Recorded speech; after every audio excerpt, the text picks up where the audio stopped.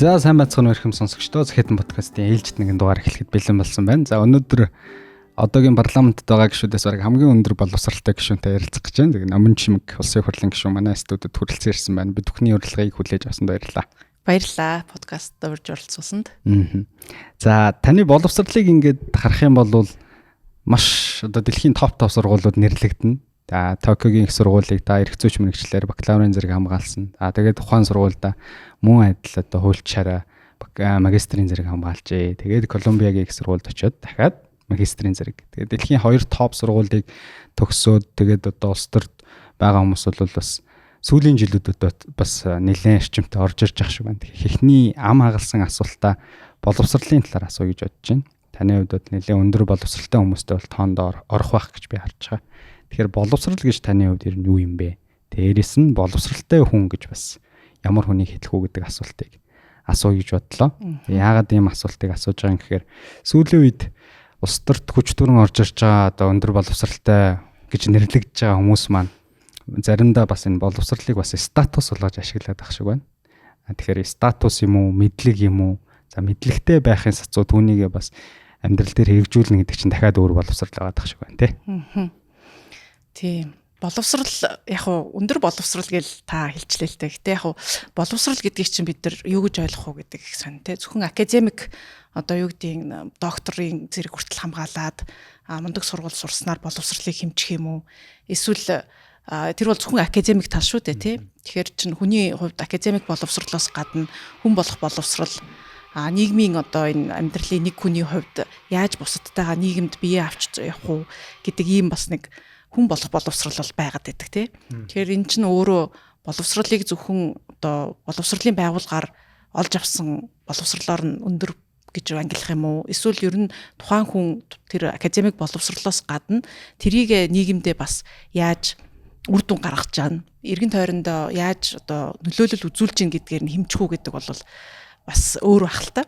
Тэгээ яг намайг нөгөө Токиод оюутан байхад би нэг гадаад хүнтэй уулзж ирсэн юм аа. Тэгээ бас боловсролын асуудал ярьсан чи яг одоо бол та нар ингээд intelligent буюу ухаалаг маш ухаантай тийм ингээд юмаа сураал тэн дээрээ зөв одоо маш сайн сураал гэж асуухад одоо бэ гэж нөгөө хариултыг хэлдэг. Энэ бол тийм амьдралд гэхдээ intelligence-с гадна smart байх буюу тэр сурсан мэдсэн юмаа яаж амьдралдаа хэрэглэх үү гэдэг ур чадвар айгүй чухлаа. Тэгжээж та нар одоо смарт буюу яг ийм бусдаа үр нөлөөтэйгээр бие хүн болж одоо хөгжсөний хувьд тэрийг ашиглаж зөв одоо үр дүнгээ гаргах ийм нөхцөл бүрддэг учраас энэ дээрээ бас их анхаарах хэрэгтэй шүү гэж хэлж байдаг. Тэгээ энэ үг надад бас их тухайн үед нэрээ одоо тэгэл хичээл дээр онц авах бол maybe тэр одоо тий intelligent айгу мундаг сурдаг байх. Гэхдээ тэрийг амьдралдаа хэрэгжүүлнэ гэдэг чинь бас нэг өөр чадвар тэр чинь хүний коммуникац хийх чадвар байна, бусдад ойлголцох чадвар байна. Хэвээ нөгөө одоо их бүгдээрээ ярьдаг болоод байгаа сэтгэл зүйн emotional intelligence гэх тээ. Тэр бүхнийг цогцоор нь харж энэ үнэхээр тэгвэл боловсралтай, суртахуунтай одоо юу гэдгийг тийм хүн үү гэдэг дээр үнэлдэг хаалтаа. Тэгээ яг миний хувьд бол нэг тийм сурсан мэдснээ чухамхүү хэрвээ сураад байгаа бол тэрийг үр дүнгийг гаргах хэрэгтэй шүү дээ тий. Тэгээ энэ үр дүнгээрээ илүү харуулъя гэж боддог болохоор нэг сургууль мургуул одоо би тийм сургууль төгссөн ингэчин гэсэн гэдэг юм их ярих дурггүй. Тэгээ манай бас найзууч гэсэн хэлдэг. Тэгээд сургуулаа төгсөөд одоо эн чинь бараг 20 жил болж байгаа. 20 жил болчоод төгссөн сургуулаас авсан мэдлэг боловсрлоо юу хийж үр бүтээл хийж үр дүн гаргасан ямар одоо ажил гүйцэтгсэн гэдгээрээ үнэлүүлэхгүй 20 жилийн дараа ч гэсэн сургуулийнхаа нэрийг зараад явж ивэл зөвхөн тэрийгэ зараа явж ивэл бас харамсалтай шүү дээ гэд. Тэгээ тийм болохоор одоо сургуулийнхаа нэрийг мэдээж сайн сургууль төгссөн бол сайн ажилд ороход бас нөлөөлнө. Гэтэ төдийгөөс өдий хүртэл одоо ажиллаад ирсэн бол тэрнийхээ үр дүнг илүү хүргэх нь илүү чухал байх л гэж боддоо шүү дээ. Та яг одоо байр түрээслэхээр хайж байгаа бол надад тань тавих нэг гой санал байна. Бидэнтэй хамтран ажилладаг мэргэжлийн хөрөнгө оруулалтын компани BGM Asset Management түрээсийн орон сууцны стандартыг шинэ төвшөнд гаргаж байна. Аавал дүргийн ийм артыг та бүхэн мэдэн дээ. Тэгвэл яг баруун талд нь байрлах бизнес зэрэглэлийн Альфа зон хотгонд 2-оос 4 өрөөний сонголттой цоо шинэ байрнууд түрээслүүлж байна. Хамгийн гоё нь халбар сэрэнээс эхлээд тогоо шанаг гээд авахын бүх хэрэгсэл бэлэн, бүрэн тавилгатай. Та зүгээр л чемоданаа аваад ирэхэд нүүж ороход бэлэн гэсэн. Амьдрах орчиндөө бодит өөрчлөлт хийхийг хүсч байвал BGM Real Estate Facebook хуудасаар зочлон илүү дэлгэнгүй мэдээлэл аваарай. Таны дараагийн хаяг Альфа Зон. Та сая яриандаа хэлчих нөгөө ажил сургуулаа төгсчөөд ажил мэргэжлэрээ хүн бас өөрийгөө таниулах, олон таруулах гэдэг. Тэгээд сургуулаа төгсчөөд Колумбигийн сургуулийг та төгсчөөд Нью-Йоркийн хөлж болсон. Яг танаас салбарынхан одоо эрх зүйн хүчээр мэргэжил хамгаалсан одоо хуульч хүмүүс бол яг энэ ойлголтыг ингээд сонсонгууд мэдчихлээ байх л та. Тэгээд Нью-Йоркийн хуульч гэхээр яг олон улстай ямар статустай одоо цолго уншинын тий. Тэгэхээр та энэ талаараа илүү дэлгэрүүлээ яриач. Нью-Йоркийн хуульч гэж нэгдүгээр юу юм? Нью-Йоркийн хуульч болоход ямар одоо болцол шаардлагуудыг хангадгийг мэргэжлийн ур чадвар талаасаа. Тэгээд хуульч болчоор бас олон улсад ажиллах ямар эрх авдیں۔ Хуульчаар ажиллах тий. Тэгээд та бас ажилласан туршлагаасаа хаваалцвал бүр гоё санагдaltaа. Тэмээ Монголд бас төгсөж ирчээд тэгээд тухайн үед чинь Монголд хөрөнгө оруулалт их иржсэн, олон улсын хөрөнгө оруулалт тэрийгэ дагаад одоо үйлчилгээний салбарууд буюу банкуд, консалтинг, за тэрний нэг болох хууль зүйн үйлчилгээний салбар буюу хуулийн фирмүүд, олон улсын хуулийн фирмүүд Монголд нэгжсэн. Тэгээд тэр үед Hogan Lovells гээд дэлхийн тэр хүчин топ одоо хэмжээгээрээ 10 доо ордог тийм том хуулийн фирм. Тэгээд төв нь Вашингтон болон Лондонд байдаг. Трансатлантик буюу яг энэ одоо Европ, Америкийн ТV-г ингээ хамарсан энэ хуулийн фирм Монголд бас салбараа нэгжсэн. Тэгээд тэрэнд нь орж ажиллаад тэгээд ингээ бизнесийн эрх зүйдээр одоо хөрөнгө оруулалт байд юм уу, томоохон бүтээн байгуулалт дээр хууль зүйн үйлчилгээ үзүүлэх, эсвэл тэр олон улсын хэмжээнд маргаан буюу олон улсын арбитр дээр ажиллахад яалтчгүй би бол одоо Японд мэргэжил эзэмшсэн тий. Япон, Монгол гэдэг бол өөрөө их газрын эрх зүй буюу одоо хуульчдынхаар бол Ромын эрх зүй гэж ярьдаг. Ийм төв континентал Европын эрх зүй байдаг. Тэгтэл Англи, Европ, Англи, Америк, Австрал гэдэг одоо Английн колони улсууд бол Америкийн нэгдсэн улсын хуулийн систем чинь нийтлэг эрх зүй гэдэг арай өөр систем байдаг. Гэтэ яг хуу дэлхийд дээр нөгөө банк санхүүгийн харилцаан дээр угаасаа англичууд, америкчууд одоогоор нэлээд доминант буюу тий их байдаг болохоор бүхий л банкны санхүүжилтийн, хөрөнгө оруулалтын, санхүүгийн гэрээнүүд бол нэг бол Английн хуулиар, нэг бол Нью-Йоркийн хуулиар байдаг. Ерөөсөө энэ хоёр улс өөрөө санхүүг эзэлж байгаа учраас тэргээ зохицуулах хуулийг ч гэсэн өөрсдийнхөө хуулиар хийнэ гэдэг. Тэгэхээр томоохон гэрээ хэлцээрүүдээр ажиллахад чинь нэг бол Английн хуульч, нэг бол Нью-Йоркийн хуульч байж би яг энэ одоо нөгөө хуульч гэдэг утгаараа хуулийн дүгнэлт өгдөг юм эрх маань нэгдэнэ гэд. Тэгээ тэр үед яг хуульчийн мэдээж Нью-Йоркийн хуульчийн шалгалтад одоо орохын тулд Америкт бас дахиад магистраа хийсэн. Яг Нью-Йоркийн хуульчийн шалгалт чинь Америкт чинь бол нөгөө хуулийн сургууль 3 жил сураад JD гэдэг цол аваад тэгээ Америкчууд өөрөө тэр шалгалтаа өгдөг. Тэгээ бид нар шиг нөгөө гадаад хуульчид магистр буюу 1 жил тодорхой хэмжээний Америкийн хуулийг судлаад тэгээ тэр шалгалтыг найдлах өгдөг байхгүй юу? Тэгэхээр нөгөө нэг Америк оюутнуудын 3 жил сурсан зүйлийг чинь бид нар нэг тэр шалгалт өгөхөөс өмнө 8-7 хоногийн хугацаанд нэлээд бэлдэнэ. Өдөр шөнөгүй нэлээд бэлдэн. Миний амьдралдаа одоо хичээл хийсэн хамгийн хоёр том үе байдیں۔ Нэг нь баггүй юу? Өөрөөсөө 8-7 хоног бүр өстой хоол мол бүх юм нарийн цагаа тооцож байгаад ингэ хийжсэн. Тэгээд тэр шалгалтаа бол өгсөн. Тэгээд ингээд Нью-Йоркийн шүүхт бас сангараг өргөөд Нью-Йоркийн хуульч болсноороо яг энэ одоо олон улсын гэрээ хэлэлцээрүүд дээр аль бие усаар ажиллах буюу хуулийн дүгнэлт гаргах энэ зөв шүү гэдгийг одоо яг номин чимэг гэдэг хуульчийн хувьд дүгнэлт гаргаж гарын үсэг зурах юм эрх маань нэгдсэн гэсэн үг. Тэгэхээр ер нь олон улсын хуулийн фирмд аль ч одоо юу гэдэг Монголын хуульч байна уу, Японы хуульч байна уу, тэнд Сингапурын хуульч байна уу гэд олон улсын гэрээгийн хэлцэл дээр бол яалтчгүй Нью-Йоркийн эсвэл Английн хуулиар одоо эрхтэй байж ижил сүлжийн тэр дүгнэлтийг гарах эрх нэгддэг гэсэн үг. Тэгээд яг тухайн үед олон улсын хуулийн фирмд ажиллаж байсан хүний үед энийг бас заавал авах ёстой гэдэг тэр шалгалтыг өгчихсэн. Одоо нөгөө олон улсын томоохон хөрөнгө оруулалтад төслөч маргаан гарахаар Лондонгийн арбитрийн шүүх гэдэг санаа шалтгаан нь нөгөө Лондонгийн хууль, Английн хууль бол Америкийн хуулиар дагаад байна гэсэн санаа байна шүү дээ. Тий, тэр улсууд ч өөрөө юм гэрээ хэлцэл, банк санхүү, хөрөнгө оруулалтын хуулийг хууль эрх зүйн орчныг илүү өөрсдөө бас ойлгомжтой байдлаар ингэж хийх нь тухайн улсууд ч гэсэн ашигтай шүү дээ тий. Тэгэхээр тэр хууль эрх зүйн орчноо өөрсдөө маш сайн хийсэн улсууд учраас одоо арбитр шүүх мөх маргаан гарах юм бол тэнд очиж одоо шийдүүлдэг энэ систем нь ч гэсэн ерөнхийдөө тэнд үүссэн гэсэн үг. Та сая хоёр том хичээл хийсэн үе байсан гэх нэг нь одоо саяны 8-7 хоног ярьж байгаа шиг нөгөөх нь ямар үе байсан? Нөгөөх нь Японд очоод тэгээд Японд ч эхлээд би чинь Япон хэлгүүл одоо Японы засгийн газрын тэтгэлэгт тэнцээд Монголоос явж байгаа шүү дээ тий. Тэтгэлэг чинь Японы засгийн газрын тэтгэлэг юу элчин сайдын яам зохион байгуулдаг. Тэгээд математик, англи хэл, түүх бэлгийн түүхийн шалгалт аваад тэгээ тэндээсээ шалгаруулад явдаг гэсэн. Тэгээ очоод яг тэр тэтгэлэгт хамрагдсан 30-аад улсын ингээ оюутнууд байдаг. Тэр оюутнууд бүтэн 1 жил Япон хэл үздэг. Зарим нь бол Япон хэлтэй, зарим нь Япон хэлгүй над шиг хүмүүс очиж байгаа. Тэгээд Япон хэл үзээ, Японы түүх үзээд, улс төр, эдийн засаг, математик гэдэг иймэрхүү хичээлүүд үзээд тэр оноогоороо өрсөлдөөд нөгөө дараагийн одоо Японд бакалавр хийх сайн сургуулаа сонгох эрх нь нэгддэг. Тэгээ нэгэн тал одоо ингээд Японд очиж сурна гэж шийдээд очсон байгаа юм чи хамгийн сайн сургуульд нь сурмаар байна гэдэг бас нэг хоршоор байна.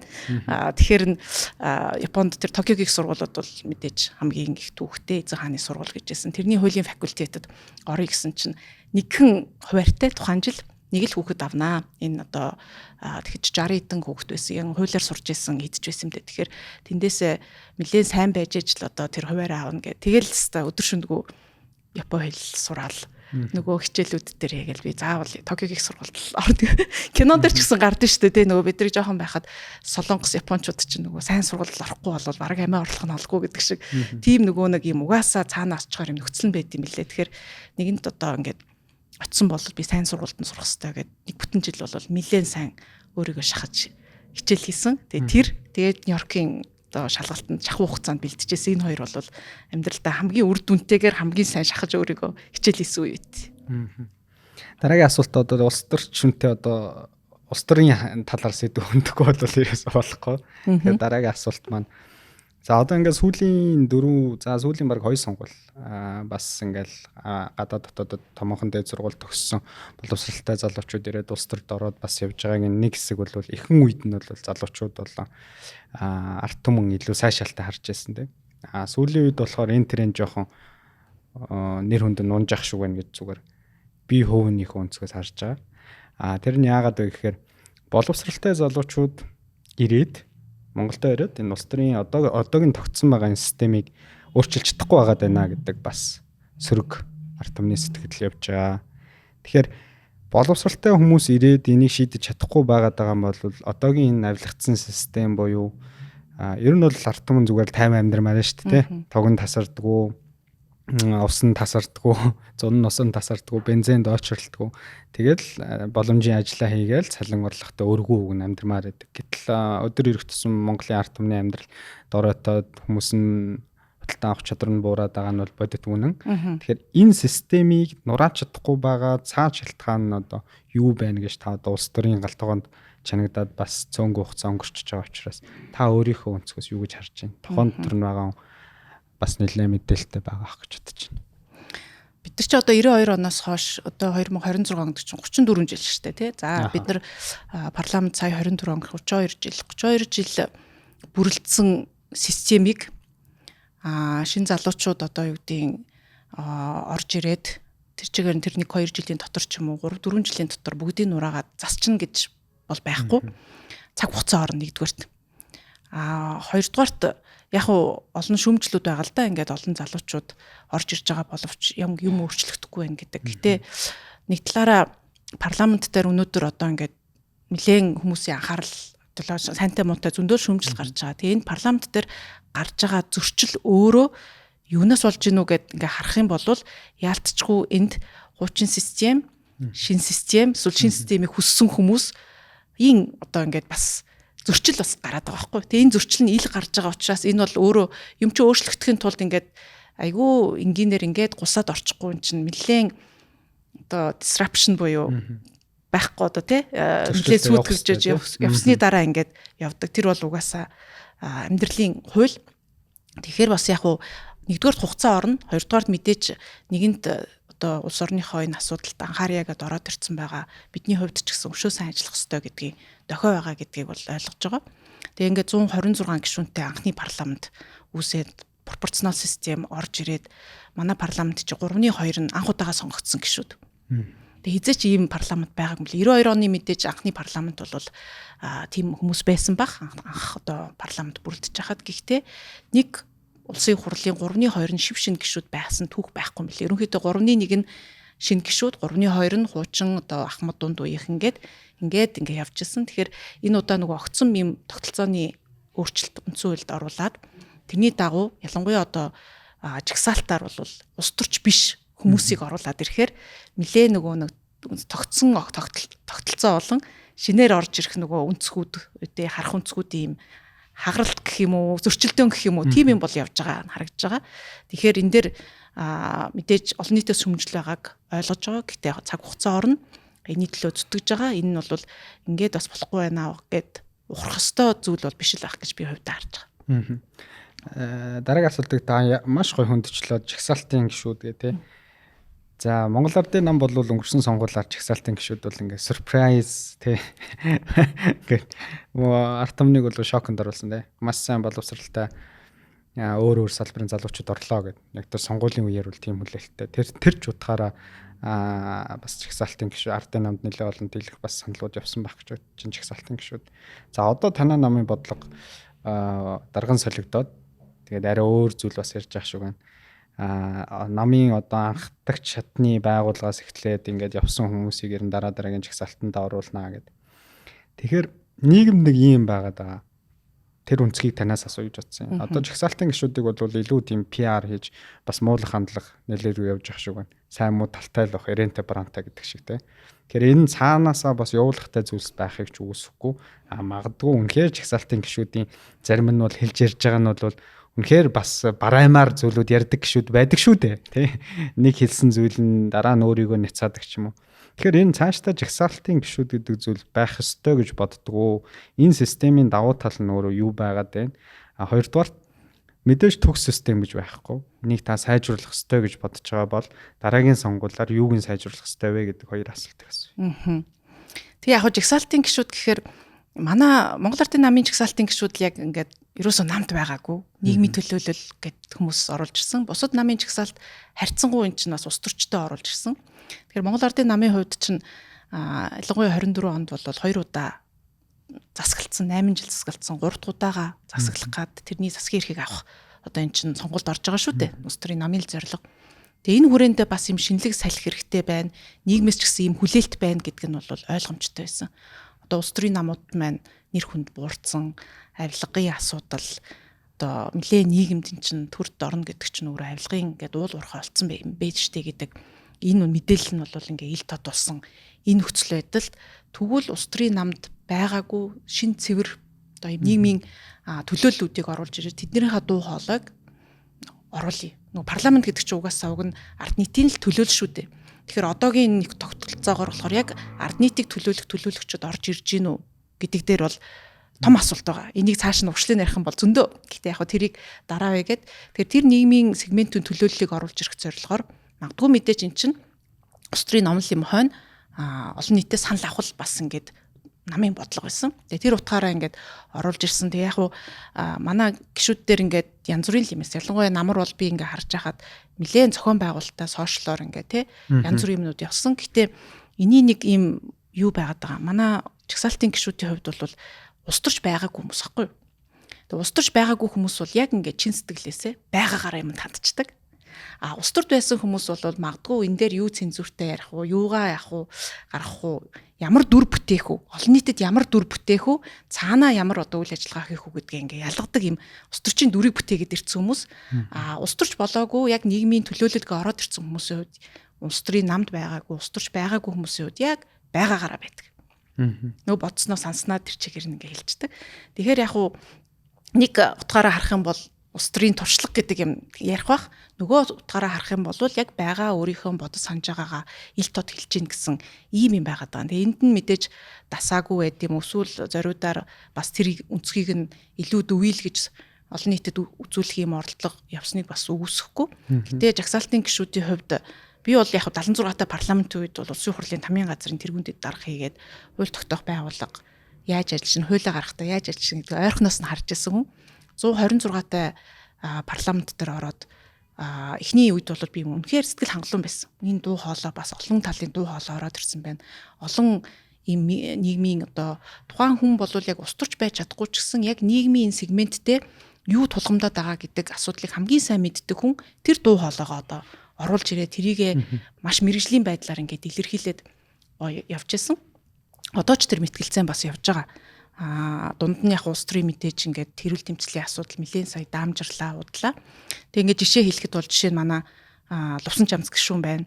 Одоо яг хот төлөвлөгчийн хувьд юу ямар төсөл хэрэгжүүлэх юм бол үр ашигтай байхын тэр хөгжлийн бодлого төлөвлөлтөөр нөгөө л одоо төсвийг үр дүнгuu зарцуулаад байна. Үр дүнд суурилсан төлөвлөлт байх ёстой гэдгийг хэний ч уг нь бол нэрээ тэмшдэг гэдэг имийг хинч тэр дуу хоолоогоор урд нь илэрхийлж байгаа байхад энийг ингээд маш ойлгомжтой хэлээд ийм имийг шахаад одоо хуулийн дээр ажиллаад бас явж байна. Манай Саранчлуун гишүүн байна. Хөгжлийн бэрхшээлтэй иргэдийн дуу хоолой болоод өнөөдөр бас чуулганаар нийгмийн ажилтны хуулиа оруулаад энэ бид нар хөгжлийн бэрхшээлтэй иргэд гэхээр хол юм шиг мөртлөө хин нэгний гэр бүл байж байгаа. Тэр хүмүүст бид нар шиг хүмүүс ямар бэрхшээл одоо тулгараад байгааг бас тэр болгон өдөр тутмын амьдралдаа мэддгүү болохоор мэддгүү. Тэгэхээр тэр эн чинь ийм болоод байна штэ энийг одоо бодлогын төвд авчирья гэдэг асуудлыг манай Саранчлуун гишүүн маань бас ингээ хийдэг гэх мэтлэн одоо гишүүдийн маань бас ийм дуу хоолой бас хүрээд энэ асуудлуудаар анхаарах ёстой гэдэг юм бол парламентаар явж байгаа. Тэгэхээр ийм дуу хоолой байх ёстой. Тэрийг нь бид нар бас зөв одоо үр ашигтай үр дүнтэй хурдан хугацаанд энэ асуудлуудаа явах тал дээр анхаарах ёстой. Яг нь харамсалтай нэг зүйл үнэхээр миний хувьд ч харамсалтай нь яг энэ нөгөө улс төрийн тэмцэл яваад ирэхээр ажил явахаа болоод ингээд бас хугацаа алдчихж байгаа юм бол байгаад байгаа. Энэ Монгол Ардын намч одоо сүүлийн сонгуульдоос хойш ажил хийхгүй байна л гэдэг байна шүү дээ. Дотоод зодон нөр улс төрийн хямрал руу чирсэн Монголын асуудал болчиход байна гэдэг. За тэр асуудлыг хоёлаа яриулаад энэ жил үе юм болох байх. Угаасаа л одоо гар утсаа нэг л фэйсбүүкээр ороход л энэ улс төрийн зодоо ил явж байгаа учраас хүн болгоны сэтгүүлч болгоны асуудаг асуултыг би асуумаар байна. Тэгэхээр дараагийн асуулт нь болохоор та өөрөө хуульч хүн. Тэгээд сая өөрөө хэлж ийн ярианда би нөгөө хууль батлах процесстэй илүү ойр ингээд явж байсан ингээд. Та өөрөө тамхины тухай хуулийг одоо сүүлийн 1 жил ярьж ах шиг байна. Тэгээд батлагдахгүй яваад байдаг. Энэ яагаад ингэж батлагдахгүй байгаад байна ээ? Үнэхээр янжуур тамхины энэ лобби бүлэг Монголд тийм хүчтэй байдаг юм уу? Энэ өөрөө зах зээл нь хэр том байгаа. Одоо нэг нүгэл яри те. Энэ хуулийг батлуулахгүй байхад гадны хүчин зүйл буюу саад татварууд байна уу? Тий. Одоо тамхи гэхэр чинь нөгөө нэг те энэ сэдвийг яагаад нэлээд судлаад хуулиар оруулсан чинь айгүй хэм ярих юм байдаг. Гэтэ яг үнэ энэ өөрөө энэ хууль чинь тамхины хяналтын хууль. Тэгээд нэмэлт өөрчлөлт орж ин тамхины хяналт хэрэглээ ялангуяа хүүхэд өсвөр үеийн орж байгаа шинэ төрлийн тамхин бүтээгдэхүүнийг хуулийн зохицуулт байхгүй маш удаж ирсэн. Тэгээд 2012 оноос хойш Эрдэнэчмэг гишүүн 2012-13 онд хуулийг батлуулаад тэрнээс хойш дөрвтөө ямар ч өөрчлөлт хийхгүй байсан хууль. Тэгээ хийх гэж оролдлогууд бол байсан. Гэтэл тэгэл нөгөө энэ сошиал дээр янз бүрийн юм яваал гүтгэлэг нь яваал эсвэл мохоол эсвэл тэрүүгээр нь лоббин яваал ингээд зогсоож исэн кейсүүд их олон юм байлээ. Тэгээ 13 жилийн дараа нийгэмд энэ үнэхээр асуудал болсон байгаа гэдгийг манай иргэд ч ойлгож байгаа. Ихэнх улсын хурлын гишүүд маань ч ойлгож байгаа. Тийм ч учраас бас 78 гишүүн нэгдээд за надтай нийлээ 78 77 гишүүн маань бас нэгдээд үйл санааны хувьд хүүхдийнхаа эрүүл мэндийг хамгаалах нь чухлаа. Одоо энэ замбраагүй байгаа электрон тамхины хэрэглээг одоо зохицуулъя те янжуур тамхины хэрэглээ бас хүүхдүүдийн дунд ихссэн байгаа. Татвар эдийн засгийн аргаар энийг нь зохицуулъя гэд энэ үзэл санаанд нэгдээд бид бол өргөн бариад улсын хурлынхаа босхыг бол давцсан. Улсын хурлын босго давсны дараа би хууль санаачлагч учраас надаас одоо нөлөөлөхгүйгээр хөндлөнгийн ажлын хэсэг гараад сайжруулах юм дээр нь ажилдаг. Тэгээ энэ ажлын хэсэг түрүү жил 12 сард байгуулагдсан. Тэгээ одоо ингээд 5 сар болсон шүү дээ. 12 1 2 3 4 5 сарын хугацаанд хуралдаж өрөөсөж чадахгүй байна. Яагаад? Тэгээ хурлаа 5 удаа зарласан юм байна. За. Тэгсэн чинь эрдэнэ бүртгэхгүй. Нөгөө ажлын хэсэгт оръё, одоо ажлыг гэд ингээд байсан чинь эрдэнэ бүртгэхгүй, хурлаа хуралдаж чаддгүй. Тэгээд сүүлд нь яг манай ажлын хэсгийн ахлагч байсан хүн маань сайд болоо явсан. Тэгэхээр нөгөө сайд маань өөрөө ажлын хэсэг ахалж болдоггүй учраас одоо даргаыг нь дахиж томилох хэрэгтэй. Тэгээ энэ даргаыг нь томилох процесс дахиад 3-7 хоног ингээд удаашралтай яваад идэг. Тэгэхээр энэ бол ингээд яг хөө би бол манай парламент дээр олон гишүүд маань энийг дэмжиж байгаа. Дэмжлэг байгаа. Гэтэ цөөхөн хідэн хүний эрх ашиг хөндөгдөд ах шиг байна. Гэтэ цөөхөн хідэн хүний эрх ашиг нь хөндөгдөж байгаа нь их мөнгөний зах зээл байгаад томоохон эрх ашиг хөндөгдөд байгаа учраас одоо гацаах ч байт юм уу те удаашруулах ийм арга барил руу бас орж явахыг үгүйсэхгүй. Зөвхөн эдэн гишүүн дээр нөлөөлөл яваад тэрүүгээрээ бас нөлөөлж явахыг бас үгүйсэхгүй. Тэгэхээр энийг бол бид хийх ёстой зүйл. Өнөөдөр ч гэсэн би хүүхдийн дээрлэхэлтийн эсрэг одоо форумд ороод яхад намын чимгээ нөгөө хуульчийн яасан бэ энийг хурдан батлаатгаач гэж багш нар бас хэлээд байгаа байхгүй. Тэгээ энийг бол уг нь бол гишүүд маань ойлгож байгаа. Гэхдээ нэг юм процессын асуудал дээр болоод санаатаа юу санаандгүй удаашрж байгаа асуудал бол байна. Тэгээ энийг бол одоо даваад гарахаас л аргагүй. Бид нар заавал энийг батлах ёстой. Тэгээ энэ үзэл санаанаасаа хурахгүй цааш нь одоо аваад явах ёстой. Тэгээ энэ хууль бол угаасаа өөрөө нөгөө лобби ихтэй гэдэг шиг олон хүний эрх ашиг хүндэж байгаа цөөн тооны этгээдийн ихээхэн эрх ашиг хүндэж байгаа болохоор юм болж ийн гэдэг нь бол ойлгомжтой байгаа. Тэгээ энэ зах зээл өөрөө импортын зах зээл нэлээд олон тэрбум төгрөгийн асуудал яригдаг 700 тэрбум төгрөгийн одоо зах зээл байдаг жилийн. Тэгээд эн чинь нэг янз бүрийн компани ч байна, вебний компани ч байна, тэр хоёулынгийнх нь эрх ашигыг нь хөндөд байгаа учраас нийлж агаад зогсоох одоо тий янз бүрийн одоо арга сам хэрглэж байгаа нь бол харагддаг. Одоо хилцүүлгийн үед ч гэсэн тиймэрхүү юм харагдажсэн. Гэтэ энд бол юун төлөө 126 гишүүнтэй, юун төлөө бас нам харгалцахгүй бас нэг хүмүүстэй хэрэгтэй урагшилсан юмнууд хийчих гэсэн олон гишүүн байгаа байлаа. Даваад гарах байхаа л гэсэн итгэл найдвартай байгаа шүү. 700 тэрбум бол их том тоо биш шүү. Тэгээд эрх ашиг хөндөгж байгаа газар мөнгө эрэгддэг гэдэг шиг ялчгүй 700 тэрбум гэхээр толгойд нэлээ энэ лобби бүлэг нь хэр том хэмжээний бүлэг вэ гэдэг нь бол зураглал нь толгойд бууж байна. Тэгэхээр ер нь таны энэ нэг хууль нь за гишүүд буюу улсын хурлын гишүүд тантай нийлээ 78 гишүүн бол ойлгочоод энэ хуулийг батлах хэрэгтэй гэдэг ингээд дэмжиж явж байгаа мэн гэж ойлголоо. Одоо энгийн хүмүүст буюу бид нар бол яг ямар хуулийн гэдгийг мэдэхгүй л байгаа юм л та. Та яг маш энгийнээр 12 оноос хойш хинч зориглож гар хүрэхгүй байсан хуульд одоо гар хүрээд ер нь яах гээд байгаа тийм вейп буюу тэр цахилгаан тамхиг хорих гээд байгаа мó Монголд импортыг оруулж ирэх нь бодиулах гээд байгаа мó янжуур тамхин дээр ихэд одоогийн мөрдөгдөж байгаа хуулийн тэгвэл бүр яаж чангадах гээд байгаа юм бэ гэдэг дээр та энгийн үгээр нэг ойлголт өгөөч. Тэгэхээр яг энэ хуулийн зорилго нь ерөөсөө хүүхэд өсвөр үеийнхнийгаа тамхиталтаас урьдчилан сэргийлэх. Тамхинд оруулахгүй байх. Яагаад үг гэхээр нөгөө тамхинд орсон хүмүүс тамхи татдаг хүмүүсийг 90% нь 18 наснаас өмнө 99% нь 25 наснаас өмнө тамхинд орсон байт юм байна. Тэгэхээр энэ өсвөр наснд нь л тэр 18 байт юм уу 25 наснаас өмнө тамхинаас хол байлгаад одоо урьдчилан сэргийлж чадах юм бол дараагийн тамхичд багасна. Тэгээ тамхи татна гэдэг чинь өөрөө нийгмийн эрүүл мэндийн хувьд асрах өвчлөл, ачаал Монгол хүний насыг богиносгож байгаа ийм зүйл. Монгол хүний насыг богиносгож байгаа ерөөсөө л 3 том фактор байгаа. Нэг нь тамхи, нэг нь архи, нөгөөх нь одоо буруу хооллолт, хөдөлгөөнгүйгээс үүдсэн артерийн судасны даралт. Энэ гурваас үүдээс л Монгол хүний амьдралын чанар хамгийн бага байна гэдэг одоо багасаад байна гэдэг нь угаасаа ойлгомжтой. Тэгэхээр яг хүүхэд залуучууд руугаа яг чиглэсэн энэ бодлогыг тамхины хяналтын хуулийн дээр хийх ёстой гэдэг. Тэгэхээр нэгдүгээрт бол мэдээж хүүхэд залуучуудын дунд одоо өндөр хэрэглээнд орчод байгаа электрон тамхины асуудал. Vape те. Vape. За энэ электрон тамхи vape маань өөрөө Монголд ямар ч зохицуултгүй байгаа. Дэлхийн одоо бүхий л улсуудад бараг ийм зохицуулт нэг бол хуулийн зохицуулт нэг бол хоригдсан байгаа. А энэ хуулиар бол ерөөсөө тэгж бүрэн хориглох гээд байгаа юм байхгүй. Нэгэнт одоо залуучуудын дундаас хэрэглээнд орсон юм байна. Тэгэхээр үе шат дараатай арга хэмжээ авъя. Ядаж энийг хуулийн зохицуултанд тамхи гэж үзээд оруулдаг болёо. Тусгай зөвшөөрөлтөй оруулж ирдэг болъё, дотор орчин татгаа болъё, 21 нас хүрээгүй хүүхдүүдэд зархаа болъё. Энэ хуулиуд ч одоогийн байгаа нөгөө тамхины хуулинд байдаг. Гэтэ нөгөө электрон тамхиг чинь вейпиг чинь тамхи гэж үзэхгүй байгаа болохоор, ортой бүтээгдэхүүн гэж үзэхгүй байгаа болохоор ямар ч зохицуултгүй байгаа. Тэгэхээр энэ ялангуяа зар сурталчилгааны бас асуудал байгаа. Сошиал дээр бол маш их задгаа зар сурталчилгаа явдаг. Тэр асуудлууд уг нь энэ бүтээгдэхүүнийг тамхи гэд үзчих юм бол зохицуултанд орно гэсэн үг. Тэгэхээр яг тэр уламжлалт байна уу, янжуур нь байна уу, тэр тамхитайгаа адилхан зохицуултанд оруулах нь нэгдүгээр зорилго. Хоёрдугаар янжуур тамхины хэрэглээ бас хүүхдүүдийн дунд ч гэсэн өндөр байгаа. Хүн амын дунд ч гэсэн өссөн байгаа. Энэ юунаас болж ийнө гэхээр ерөөсөө эдийн засгийн зохицуулалт нөгөө татврын бодлого нийгмийн эрүүл мэндийн бодлогод ерөөсөө нөлөөгүй болцсонтой холбоотой. Монгол улсын хувьд бол янжуур тамхи дэлхийд байхгүй хямдхан одоо янжуурын диваажин гэх нь хаашаа тийм үнэтэй болчиход байгаа байхгүй. Нэг хайрцаг тамхи чинь $1 орчим байх шүү дээ. Тэгэхэд манайхтай төстэй орлоготой эдийн засгийн хүчин чадалтай улсуудад энэ бол адил хэдийн $4-5 үнэтэй.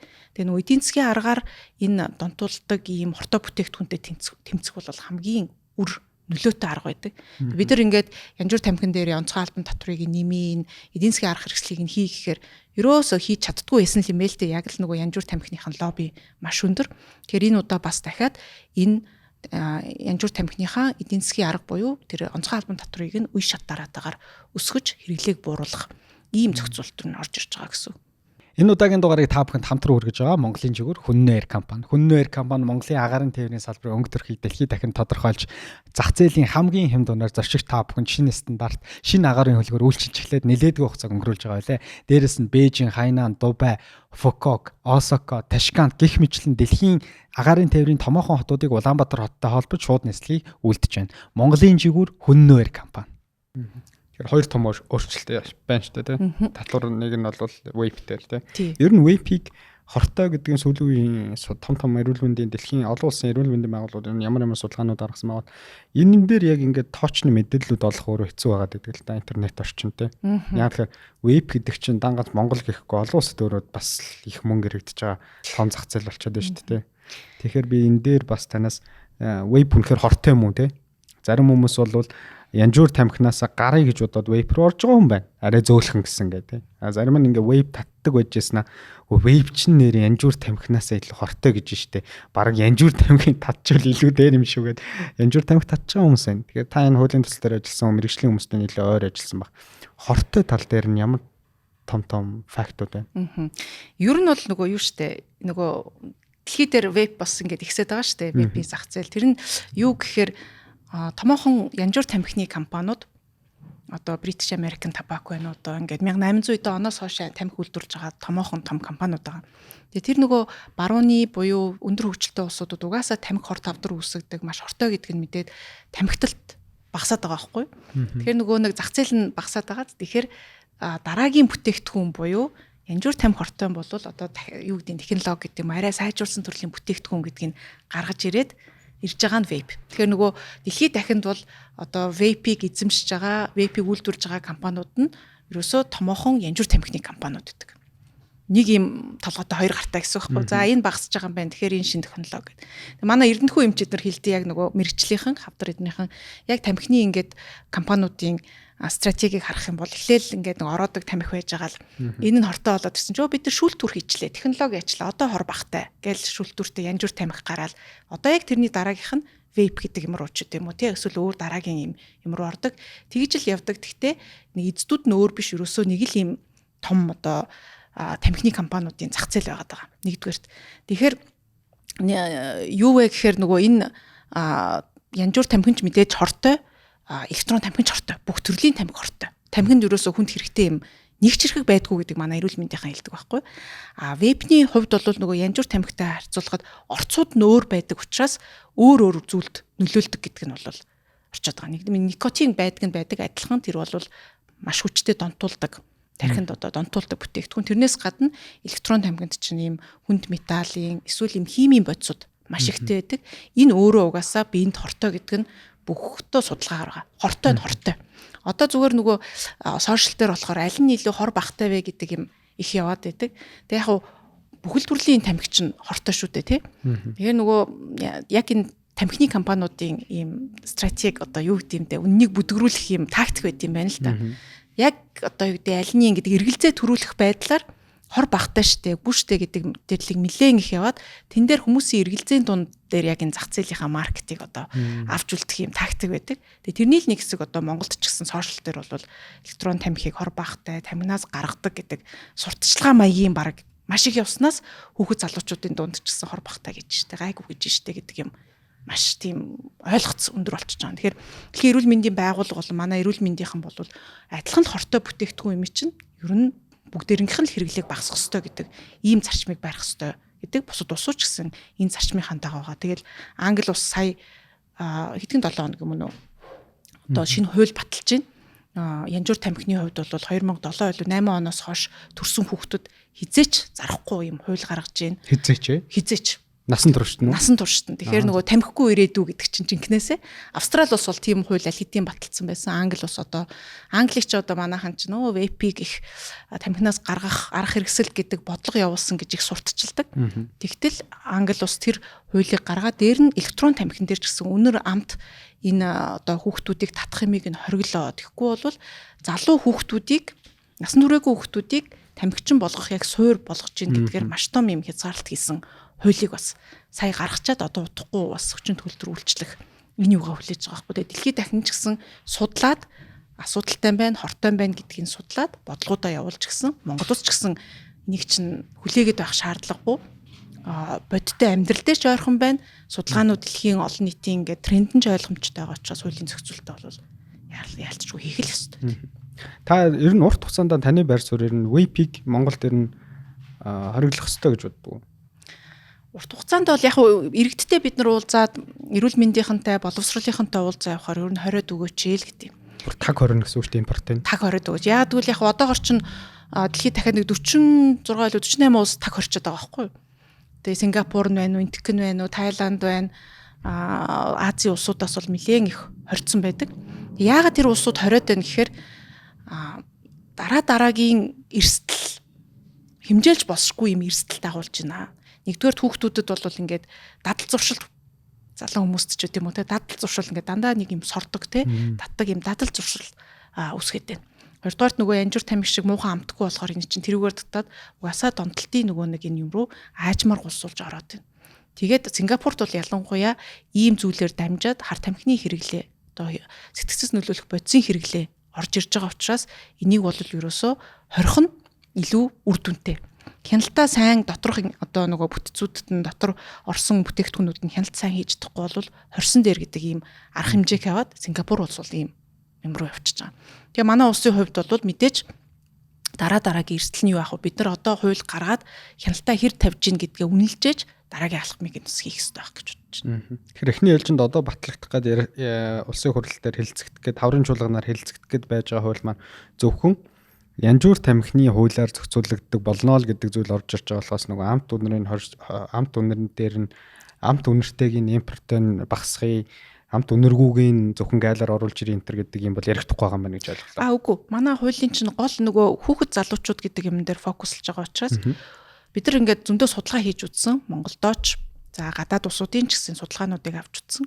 Тэгээ Монголдоо ч гэсэн судалгаа хийхээр ерөөсөө фокус дээр яагаад энэ электрон тамхиг татаад байна? Хүүхдүүд яагаад энэ дээр одоо жоохон 10-12 настай хүүхдүүд хүртэл сонирхож татаад байна гэдэг дээр нэгдүгээрт ерөөсөө учир шалтгаан үеийнхний бие биедээ нөлөөлөх байдал.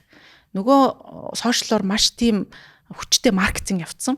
Тэгээ юм нэг гоё мой үнэртэй, үзээлцгэнтэй, тарвастай энэ чи юм гоё гэхээр сонирхдог. Тэгээд энэ чи гоё чамийн юм байна, гоё үзээлцгний амтай юм байна гэд бие биедээ нөлөөлдөг. Би ч одоо нөгөө ховд баян хонгор гэд янз бүрийн аймагуудаар хүртэл явхад хөдөө орнуудч гэсэн бүр тийм болцсон. Тэгээ баг нэг нь ингээд татахгүй байх юм бол өө чи юм яа татаж чаддгүй юм биш тэгээд тэр бүр харилцаа чинь чи веб татаж чадахгүй бол бидний нэг биш гэдэг үеийнгийн дээрлэгэл гадуурхах юмны бас нэг их сурвалж болцсон байгаа байхгүй. Тэр юу болж байгаа нэг бие биендээ нөлөөлж байна. Хоёрт яагаад нөлөөлөд ингээд хүүхдүүд ороод байна гэхээр тэр одоо гой үнэр амтанд нь болоод байгаа. Тэгээ энийг ч гэсэн бас олон улс ч гэсэн хараад олон улсын 20 улс бас энэ үнэр амтыг нь хорцсон байгаа байхгүй. Бидний мэдих Австрал нь байна, Шинэ Зеланд бас хязгаарлалттай, Хятад байна урд хөрштэй, Дани, Эстон гэдэг одоо энэ нөгөө Америк, Канадын зарим мужууд гээд олон улсууд сая одоо ингээ Англи нэмэгдчихлээ. Тэгэхээр энэ үнэр амт чинь өөрөө хүүхдийн нөгөө хөгжөөгүй тархинд гүзээлцгний амт гэдэг бол гүзээлцгэн гэдэг бол биед гоё амттай юм шүү гэдэг дээр дамжаад ард нь нуугдсан баахан химийн бодис, хортой бодис, никотин орж ирээд байгаа байхгүй. Тэгэхээр улсууд энийг судалж ийн манай Монгол ч гэсэн тийм байна гэдэг нь өөрөө хүүхдүүдээ үнэхээр тамхинаас холдуулъя гэх юм бол үнэр амтыг хязгаарлах хэрэгтэй. Тэр нөгөө гоёс гаргадаад байгаа гүзээлцгэн тарвас Кока-Коланы амтыг нь бид нар хязгаарлахгүйгээр үр дүн бол гарахгүй гэж үзэж байгаа. Тэгэхээр манай хуулинд бол ийм хүүхдүүдийг татаад байгаа гоё чигчгэржимсний амттай үнэр амтыг нь бол хориглоно. Тамхич нь бол маруужин одоо мөхөлц биш шүү дээ тийм мөхөлц бол гүзээлцгний амттай нэрсний амттай байж болно. Тамхи тийм амттай хортой бүтээгдэхүүн амттай байж болохгүй. Тэр томчуудад нь хэрэглээндийнх нь бас сонголтыг үлдээгээд бусад тэр одоо юу гэдэг хүүхэд татахгүй одоо татагдахгүй тэр бүтээгдэхүүний сонголтоор нь бол үлдээж байгаа. Бүгдийг хорих биш хүүхдүүдийн татагтаад байгаа тэр үнэр амтыг бол хязгаарлана гэж байгаа. Ер нь үнэр амтгүй веб юм байдаг уу бах те? Байгаа шүү дээ. Тийм үү. Би ч дандаа л ингээл одоо JS25 CMU-гээр зарж байгаа чинь янз бүрийн заавал нэг юм үнэр амт орцсон тийм юм зарнаа гэдэг. Би тэг үнэр амтгүй вейв гэж юм сонсож байгааг. Хүмүүс тийм юм татж байгаа хүнтэйс таарж байгааг. Тэг үнэр амт гэдэг нь яг юм бэлээ. Үнэр амт гэдэг нь гоё юм үнэр амтыг хэлээд байгаа. Тэрнээс одоо жишээ нь Австрал улс Хятад эдэр болохоор тамхины амттай вейв байж болно. Яг л тамхины. Тэгэхээр ч нөгөө тамхинд чинь муухай амттай шүү дээ. Тэгэхээр амтнаас нь болоод хүмүүс татагдахгүй юм бол байгаа тийм үү? Жишээ нь эмэгтэй хүүхэд бол муухай амттай гэдэг ингэ шүү дээ. Тий. Тэгэхээр тэр нөгөө нэг түрүүний хэлсэн 20 улсад бол нэг бол тамхины амттайг л зөвшөөрнө. Тамхины амттай вейп байж болно. Нэг бол тамхины эсвэл гааны амттай л байж болно. Бусдыг нь бол хориглоно гэдэг ийм бас зохицуултууд байгаа байхгүй. Тэгэхээр үнэр амт гэдэг нь нөгөө бодвол тэр чинь химийн бүтээгдэхүүнтэй юм чинь дахиад химийн тамхины амтал оруулах байх л та. Тэгээ хятад өөрөө тийм дотоод зах зээл дээрээ. Тэгэхээр хэрэглээ бас тий бага. Тэгтэл манай Монгол улсад чинь нөгөө зөвхөн хятадын Шинжэн гэдэг тусгай бүсэд экспортын зорилгоор үйлдвэрлэдэг. Тэр одоо тамхи чинь Монгол улсад 98% нь импортын. Тэрийгээ бид нар энэ одоо үр хүүхдүүдийнхаа эрүүл мэндийг хохироож л одоо импортлж орж ирээд татгалаад байгаа л асуудал байхгүй. Хятад бол өөрөө тэрийгээ дотроо зөвшөөрдгөө гэсэн үг. Тэгэхээр л том асуулт үсттэй энэ чинь. Тийм байна. Өөрсдийнхөө бодлого тийм байхад. Хаврын чуулганаар хэрвээ хэлцэгдээд батлагдах юм бол хэзэнээс хэрэгжихээр байгаа л.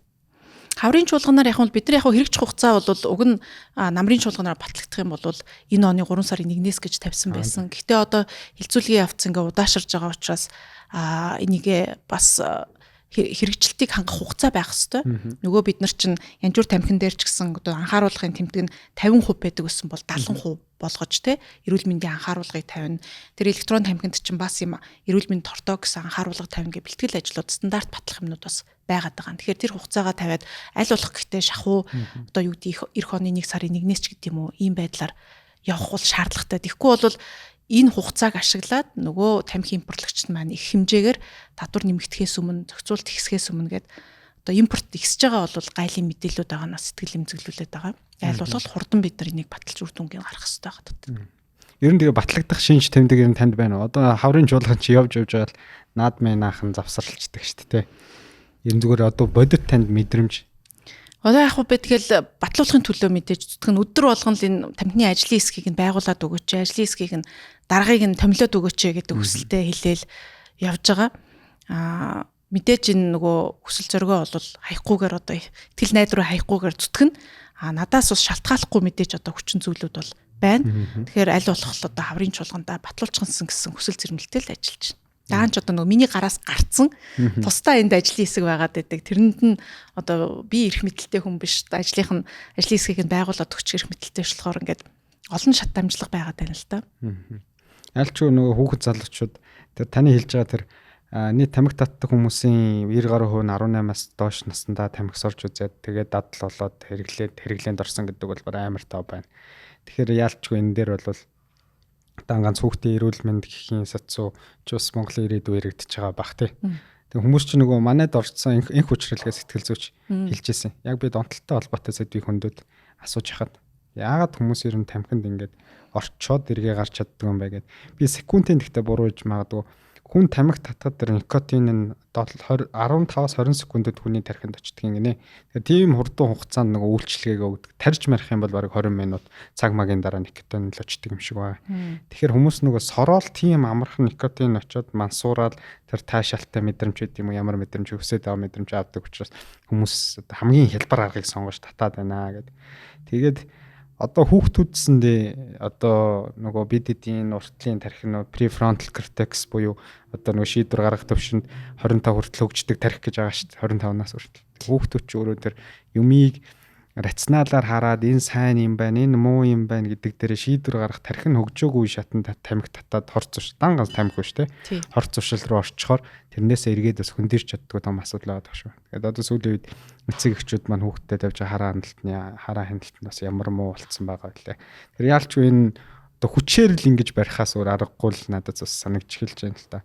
Нэг талаасаа хүмүүс ийм шүүмж хэлэх байх л та. Одоо монголчууд дандаа юм болгоныг хорих юм те. Хориод л байдаг энэ эргээд бас үр дүнтэй байд юм уу гэ. Магадгүй одоо энийг сонсч байгаа либералистууд бол тэгж л хэлэх байх тийм. Монгол дээр нь хорсон юм. Одоо мансууруулах бодис дээр их ярьдаг шүү дээ.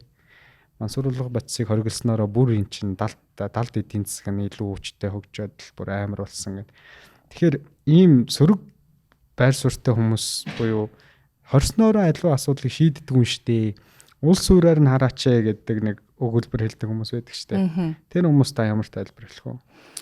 Гэхдээ яг нөгөө хорих юм хорихгүй тэрийг эдийн засгийн аргаар тэмцэх юм гэдгээ ялгах хэрэгтэй л доо. Тэгээ одоо юу гэдэг нөгөө архийг хорчийгээд Америкт хуурай хууль гаргаад тэр нь фейлдчихсэн тий. За тамхиг одоо бүрэн хорцсон улс би бол мэдгүй одоо Австрал, Англи, уян шаттайгаар ингээд тамхигүй ирээдүү гэдэг ийм арга хэмжээ авч байгаа шүү. Гэтэ нөгөө тийм одоо 3000 жилийн хугацаанд одоо юу гэдэг вино байд юм уу нөгөө ийм алкогольны төрлийн юм чинь хэрэглээнд орсон юмыг хорин гэдэг бол өөрөө сөрөг дагавар нэг гарчдаг. Тэр Америкийн хуурай хууль бол үзүүлсэн шүү дээ. Тэгэхээр энтэй бол яг эдийн засгийн арга хэмжээгээр зохицуултын арга хэмжээгээр одоо байна. Хайлч улсад бол тэгтээ юу гэдэг архийг тусгайчруулдаггүй хүнд ч хамаагүй насан туршаагүй хүнд зарчдаг юм бол байхгүй гэж бодож. Тодорхой хэмжээний юм чин донтолт үүсгдэг. Тэр нь нийгэмд сөрөг өрнөлөө авчирдаг юм учраас зохицуулт бол байна тийм ээ. За харт тамхины хувьд бол энэ бол маш эмзэг сэдв. Манай Монгол улс 3.5 сая хүн амтай.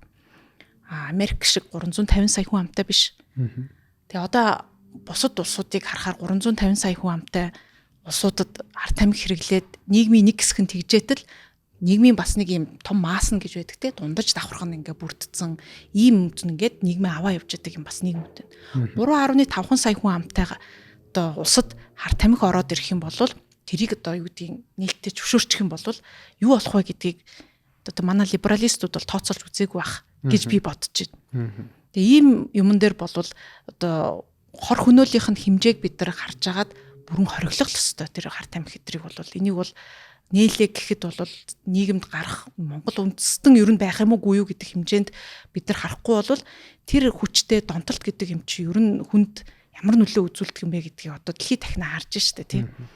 Одоо ингээд дэлхийд дахин чи одоо дээр үеэс л арт тамхины опиум дайн мэн гэл хятадуудыг ямар болгоо хятадууд тэрний эсрэг нь Англитай тэр үед дайта дийлэхгүй ямар нөхцөл байдалд орж илаа гэдэг чинь бол төсөөлхийн аргагүй. Тэгэхээр манай одоо либералистууд ч их нь хаашаа тий тэн дээр юу гэдэг зохицуулалттай байх хэрэгтэй юм бол байгаа. Одоо тэр олон хүний хэрэглээнд ороод тэрийг аажмаар багасгах энэ стратеги хэрэглэх нь илүү үр дүнтэй арх тамхи шиг юм байгаа. Тэрний арт тамхи шиг байт юм уу тий огцом нийгмийн одоо ухаар нөлөө нь өндөр юм дээр бол хориглох хэрэгтэй. Сингапур улсыг тэрийг хараад л бүгд хориглож шít. Тэгж л арга хэмжээ авахгүй бол энэ бол аажмаар ингээд зохицуулаа болчдөг юм гэдгийг тэ бол ер нь бол санал нийлдэг. Тэгээ яг та намайг айгу зөвтгөө төлчлээ нөгөө хуурай хуул гэдэг. Би яг түрүү нөгөө хуурай хуул гэж байгаа. Мансууруулах бодис гэдэг буруу жишээ авсан байна. Одоо яг хүмүүс орж шноо шүүмжлээ шүү дээ. Буруу нэршил авсан байна. Тэрэн дээрээ бас сонсогч нараасаа хөлцөл өчөө. Нэр архины тухай хуулийг ярих гэжсэн. Мансууруулах бодис л угаасаа л хорих хэвээр асар том сэдв учраас та. За тийм ба. За тамхитай холбоотой сэдвийг ингээд хаачи. Одоо дараагийн сэдв болохоор олон улсын парламентын холбоо гэж байгаа. Тэгээд олон улсын парламентчдын одоо хүний эрхийн хорооны дараагаар бол та ажилладаг. Тэгэхээр энэ том байгууллага маань ямар утга учиртай байгууллага юм. Тэгээд энэ том байгууллагт Монгол улс маань өөрөө парламентын улс. Тэгээд ингээд Монгол улсын парламент танай байгууллага дээр одоо ямар төвшөнд үнэлэгдэж байна? За тий олон улсын парламентын холбоо чинь 1889 онд байгуулагдсан. Ийм холбоо байдаг. Тэгээд хүмүүс бас сайн мэдтгүү л дээ. Ягаад гэвэл бас парламент хоорондын эн чинь ийм байгууллага. Тэгэхээр ер нь бол засгийн газар хоорондын байгууллага нь нүүб нэгдсэн үндэсний байгууллага бүгдээрээ мэддэг тийм. Засгийн газар хоорондын ийм байгууллага нь нүүб байдаг бол парламент хоорондын олон улсын түвшний байгууллагыг нь олон улсын парламентын холбоо гэдэг. Тэгээд Швейцарын Женев хотод ийм төвтэй 1889 онд байгуулагдсан байгууллага. Одоо игнэндээ 183 улсыг багтсан. 183 улсын парламент нэгдсэн гэсэн. Тэгээ манай Монгол улс ч гэсэн 1963 онд нэгдэжсэн. Нүүбэд бас гишүүн болж орсныхоо дараа парламентын төвшин ч гэсэн тухайн үед бол одоо ардын хурал баг хурал гэдэг те ингээд өөр систем дэсэн. Гэтэ тэрүүгээрээ нэгдэж бас үйл ажиллагаанд нь оролцож исэн ийм байгууллага байдیں۔ Тэгэхээр энэ байгууллагын гол зорилго бол ерөөсөө парламент гэдэг бол ерөөсөө парламент гэдэг бол ард нийтийн илч төлөөлөгч. Парламентын засаглал гэдэг бол ард нийтийн илч төлөөлөгчөөр одоо сонгогдсон тэр төлөөлж байгаа парламентын гишүүд тэнд төр эрхийг ард түмний нэрийн өмнөөс барьж шийдвэр бодлогоо гаргаж яадаг тийм. Тэгэхээр энэ парламент хоорондын хамтын ажиллагаа сайжирч парламентын чадвар сайжрах нь өөрөө ардчлалыг хамгаалах одоо тийм гол механизм юм а гэдэг үрээтэй. Тэг яг гол ураа нь бол for democracy for everyone буюу нөгөө ардчлалын төлөө бүхний төлөө гэдэг ийм ураатай ийм байгууллага байдаг. Тэг энэ байгууллага өөрөө 4 байнгын хороотой нэг 8 одоо тусгай хороо гэж байдаг. Тэгэхээр нэг тусгай хороо нь яг парламентчдын хүний эрхийн хороо гэж байдаг. Энэ хорооны ерөнхийлөгчөөр энэ жил ажиллаж байгаа 2 сард сонгогдоод тэгээ энэ хороо маань өөрөө олон улсын 183 нэгдэж орсон улсын парламентуудад одоо парламентчдын эрхийг өөрөө зөрчих нь нөгөө тэр хүнийг сонгосон ард иргэдийн эрхийг зөрчиж байгаатай адил нэг ер нь парламентчдын эрхийг зөрчих нь ихэвчлэн одоо кейсүүдийг харахаар улс төрийн учир шалтгаантай байдаг. Ялангуяа одоо дэлхийд дахина ардчлал ухралтанд ороод 20 жил одоо харьцуулахад одоо ардчилсан либерал улс автократ буюу дарангуул улсын тоо бол хамаагүй ихсэж байгаа энэ үед улс төрийн нөхцөл байдлаас үүсэж парламентч ард түмнээ сонгогдсон парламентчдыг дуу хоолойг боох хууль бусаар баривчилж шоронд хийх энэ асуудал дээр парламентчид олон улсын парламент хамтдаа зогсож бас дуу хоолойгоо өргөн гэдэг ийм одоо философитой хороо гэсэн үг. Яг энэ дээр бол энэ жил бас ерөнхийлөгчөөр сонгогдоо ажиллаж байгаа. Монгол улсын хувьд бол Монгол улс өөрөө олон талт бас гадаад бодлогыг 90 оноос хойш маш сайн хийж ирсэн. Тэгээ хүний эрхийг ялангуяа бас Аз твдээ ардчлалыг бас нутагшуулж сайн жишгийг бол үзүүлдэг. Дээр нь хүний эрхийг бас анхаарч олон улсын хүний эрхийн конвенцэд орж хэрэгжилтийг нь бас маш сайн тайлгнаж явдаг. Тэгээд яг олон улсын нүүбийн түвшний хүний эрхийн байгууллагуудаа ч юм уу олон улсын парламентын холбооны хувьд ч гэсэн Монгол улс бол одоо ингээд нөгөө VDM гэдэг демократик улс буюу ардчилсан улсуудын ингээд газрын зургийг харахаар манай Монгол улс ч яг тэндээ бас ингээд хөөрхөн өнгөн цэнхэр харагддаг. Тэгэхгүй юу? Тэгээд Монголыг бол бас яг энэ Азад энэ хоёр том улсын дунд байгаа улс гэхэд хүний эрхийг маш чухалчилж авч үздэг гэдгээрээ үнэлдэг. Монгол улсыг бол тийм ч учраас бас Монгол улсын парламентыг ялангуяа одоо гендерийн эрхтгч байдлыг хангах дээр нэлээд том ахиц хийсэн хуулиараа сонгуулийн хуулиараа гээд олон улсын парламентын холбооноос 2025 онд одоо өгдөг шагналаа бол Монгол улсад бас өгжсэн ийм туршлага байгаа. Гэхдээ одоо дэлхийд дахина өөрөө парламентын ардчлал суларж байгаа нөхцөл байдлууд үүссэн. 2026 онд гэхдээ энэ нөхцөл байдал одоо ингээд уруудаал парламент бүгдээрээ ингээд парламентын арчлал уруудж агаад 26 онд очиод одоохондоо зогссон байгаа. Яг бүр нэг уруудах тенденц нь арай ингээд тогтворчсон гэсэн үг. 20 жил бүтэн ингээд бишээ 10-аад жил ингээд бүтэн уруудсан байхгүй. Тэгээ одоо ингээд тогтворчоод буцаад яах уу гэдэг дээр ингээд байгаа гэж одоо судалгаагаар харагддаг. Тэгээ энэ нөхцөл байдал дээр одоо нэлээд сайн хандсан гэж явагддаг улс орнуудын хувьд ч гэсэн ингээд улс төрийн хувьд өөрчлөлт ордог ч юм уу одоо олон үйл явдал болж байгаа дээр парламентын холбоо чинь жилдээ 2 удаа хуралддаг. Хавар намрын чуулган гээд хавар намрын чуулган дээр яг асуудлууд байвал тэдрийг ингээд бас ярилцдаг баг. Тэгээ энэ хаврын чуулга сая 4 сарын 14-наас 19-нд болсон. Тэн дээр бас яг Монгол улсын хувьд нэг шинэ кейс нэмэгдсэн. Тэгээ тэрийг бас олон нийтэд тэр чин лайв явдаг ингээд тэр 26 улс тэр хаврын чуулганд оролцсон энэ хүмүүст бол бас ингээ Монгол улсад бас нэг ийм кейс байна гэдэг бол ингээ нээлттэй одоо гарсан нэг ийм кейс нэмэгдсэн. Сүүлийн 10 жилдээ парламентын арчлалын индекс нь буурсан гэдэг чинь тий. Яг л одоо танай номыг засаглаж байгаа үе шиг үед л буурч тий. Энэ зөвхөн Монголын асуудал биш. Дэлхийд дахина. 10 гэхээс бусад улсуудад бол ер нь сая судалгаанууд харж байгаад 2025 онтой 2025 оныг харьцуулахад үнэхээр 2025 онд бол либерал демократик буюу либерал ардчилсан засаглалтай улс дийлэнх холго байсан бол 2025 онд тэр либерал ардчилсан улсаасаа илүү тооны улс автократ одоо юу гэдэг дарангуулалтай ийм улс болсон байна гэж байгаа. Тэгэхээр энэ бол олон дэлхийд дахина бол одоо 20 гаруй жил ингээд явсан. Тэрний л одоо Монгол улс бол харьцангуй бас гайгүй байжгаад энэ бас явж байгаа тренд урсгалд тэсэж яаж үлдэх вэ гэдэг асуудал бол мэдээж тавигдана. Гэхдээ энэ жил бол бас Унгарын сонгуулийн үр дүн гарлаа. Америкийн нөхцөл байдал бас арай өөр тийшээгээ эргэх юм гарлаа. Гэхдээ нөгөө ардчилд ухарж байгаа индекс маань түр одоо ингээд зогсцсон доошоо дахиж явахгүйгээр зогсцсон л гэсэн үзүүлэлт гарч байгаа. Гэтэ цаашаа явахыг бол дэлхийн нийт одоо бүгдээрээ л энэ жил чинь 2026 он тий гал морин жил гэсэн дэлхийд дахинаа л дайн гарч ийн олон зэвсэгт мөрөлдөөнүүд гарч ийн энэ бүх динамик яаж геополитикүүд явах уу гэдгээс л хамаарах байна. Амжилттай хүмүүсийн өдөр болгон хийдэг нэг нууцыг та бүхэн тоолцъя. Тэр нь бол суралцах. Тасралтгүй суралцаар байдаг. Тэрээ тэзээч өөрсдийгөө би 100% хангалттай болчлоо гэж боддог. Нэгсэндээ насан турш та суралцдаг.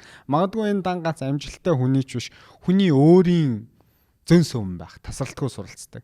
Тэгэхээр магадгүй манай Сэхэтэн подкастыг 8 жил тасралтгүй сонсоод явсан хүмүүс байгаа болвол магадгүй анх удаа энэ удаагийн дугаарыг сонсож байгаа болвол та яг тэр амжилттай хүмүүсийн игнэнд аль үж орцсон байна гэж өөрийгөө хэлэхэд болно.